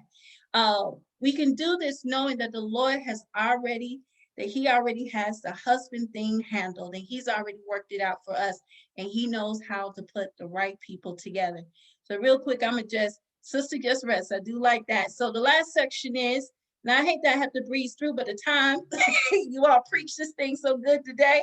The time has gotten away from it. So the last part is women of matchless worth. So this final section was touching for me. Did someone ask me a question? I thought I heard Teresa, just relax and finish it out the way you need to, okay? Okay, no worries. So our last section was touching for me because the author, she revealed on page 123 that initiating a relationship has everything to do with low self-esteem. Because a woman that is always pursuing after a man doesn't think that she's good enough for him to pursue her or to come after her to seek her love. And she thinks that she has to work extra hard because she's really not all that beautiful or lovable or desirable, and no one will ever notice her. Overall, the author indicates that a woman that is always pursuing a man doesn't believe that the all-powerful, all-knowing God has given her both the external and the internal beauty necessary to attract the right man's attention. So I thought it was rather interesting because in this particular section, she used Ruth as the primary example. To me, that was kind of funny because Ruth had a little bit of pursuit in her game, just a little. But nonetheless, what the overarching point is that the Lord really does care. And that was something I didn't always take into consideration. The Lord really does care about the matters of our heart. And he is good to his children. And our only responsibility is to focus on our work. Now, whatever that great thing is that the Lord is putting you to do, is only our responsibility to put our hands to our own plow and allow our intendant to find us while we are working. So I am actually, if I do have time to come back to a question, and maybe a question or two I want to pose to the audience, but I just have to say that it was really an honor to spend time with you all today and to hear you all's feedback and to talk about this book and to get so much from it. And I trust that you all were able, that we were able to accomplish what was expected. So as I turn things back to Dr. Pettigrew, I just want to leave all of you ladies with these last few words from my heart. And it goes like this, that all my life, Satan has plagued me with the thought of being worthless. Even as strong as I am today, I still have to do battle with my self-esteem from time to time. But glory unto the Lord Jesus Christ, I have finally straightened my back and found the words to overcome. I told Satan that he was absolutely correct. I am totally worthless. That is to him and to the kingdom of darkness. You see, I was not created to assist him with his agenda in any shape or form. I am indeed an imposter in his camp and amongst his cohorts. I do not look like them. I don't smell like them. I don't talk like them, and I don't think like them. I don't walk like them, and I don't behave like them. I am completely useless and unbelievably clumsy when it comes to replicating Satan's dark nature. I am not capable, and the skills on my resume do not fit his job description. I am not a prime candidate because my proficiencies were never intended to oversee any of his projects. Pity? Not. The truth is, I hate that I've lost years and mind space contending with lies that appeared factual, but I shall redeem the time. And sisters, we shall redeem the time. My clouded vision is clearing, and what I see beyond the haze is a diamond in the rough. I may not be the flawless marquee sort of diamond, but I am a work in progress. Let it be clear that I am all woman, but my life is dependent upon me to be strong, industrious, and capable. I am a rare cut whose intent is still hidden and being formed under intense heated conditions. Because my content is 1,000 times stronger than the average ruby and sapphire, I can resist scratching and endure adversarial eruptions aimed to blow me into unrecognizable fragments. Yet to my adversary's surprise, life detonations were precisely designed to blast my divine purpose to the surface for a predestined end. So who knew? I thought it was just hot. But if I may, let me encourage you diamonds out there that are late bloomers, or you think that life has stepped over you without a second look. Start believing, and I mean right away, that what appears to be isolation or rejection is really preservation and reservation. So allow me to confirm those thoughts that you are worthless. Worthless to the kingdom of darkness, that is. They cannot use you, so stop trying to fit in. You are not weird or a misfit. You are purposely unusual and cannot be easily attained or duplicated. Your value is far above rubies, and according to the riches of the grace of Jesus Christ, you are purchased possessions, whereby we are overcomers, able to do all things in him.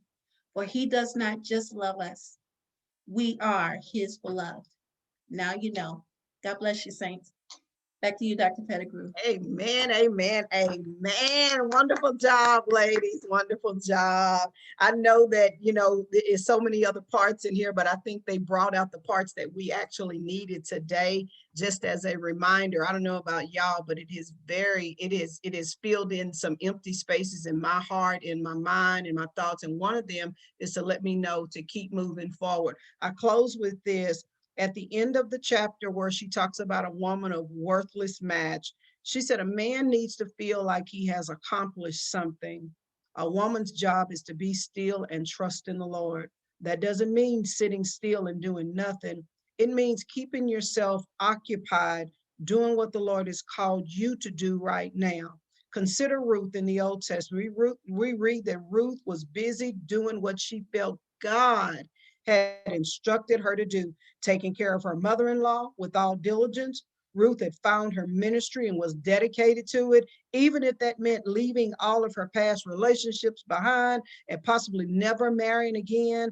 How willing are you to do what it is that God has told you to do?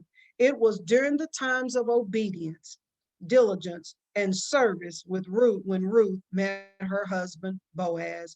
Met her husband. Boaz was her chosen man, and she met him while she was serving the Lord. She did not seek out his attention on her own. She simply did what the Lord told her to do, and there he was. In fact, Boaz was interested before Ruth was interested in him. He questioned several people about her, and their response was to commit, and their response was to comment about how diligent she was in her service with her mother-in-law. If a prospective husband asked about you, what will people tell them? Once Boaz received a good report about his beautiful woman, he made known to her his intentions. So my question that I leave with everybody, are you in the right place to be found? Are you in the midst of service? Are you at home doing you? I'm just doing me. I'm chilling. I'm taking a sabbatical. I'm doing all that. But you're desiring things of God. And we find what we need in God while we serve. That's my question to us all. Are you serving with everything that you have in your heart? If not, it's very possible that you could find some things, but you may not find the right thing because they didn't see the true and authentic you. Don't worry, be bold about putting who you are on display. Your love for God, your love for your family, your love to serve. Be bold about those things, so what it is that you need will come into your life as well. So wonderful job, ladies. Oh my God, I hope that it has blessed you guys as much as it has blessed us. You all did a wonderful tag team, and I don't think we'll ever forget these chapters here. For those of you that did not get a chance to read it thoroughly, I say go back and read it again. Y'all know that pizza is better the next day than it was the day that you ate it. Go back and read it again, but read it with different lenses. Read it from a different perspective. So next week, we'll be back again with chapters 7 and 8. Oh my God. We're coming in to talk about miracles on the mountaintop. And then we're going to talk about resetting those stones. Our sister Karina Smith is going to take the first part of the hour. And then we got a double hitter, Mrs. Shelley Roman and my daughter Jessica Preston. They're going to come in and do resetting the stones. We invite you guys to join back with us again next week. Same time, same place. And y'all, we're going to see if we can't bless the Lord through this all. When it's all said and done, y'all, our crowns ought to be reset again. Our stones ought to be reset once again. Yes, we're going to adjust them crowns on today, and we're going to walk in the newness of who God has us. So, Father, we thank you already in advance for what you're already doing. We bless your name. Thank you for being so mindful and considering us to come into this set place of where we are right now. I pray, Lord God, that everything that we do, even moving forward, even if we're coming in the last hour, whatever we do, let it be pleasing in your sight so that we too may be able to receive the promises of God in Jesus' name. Amen. You guys be blessed. Have a wonderful Saturday, and we'll meet y'all back again right here next Saturday at 9:00 a.m. Be sure to invite others to come in. Bye-bye. Bye.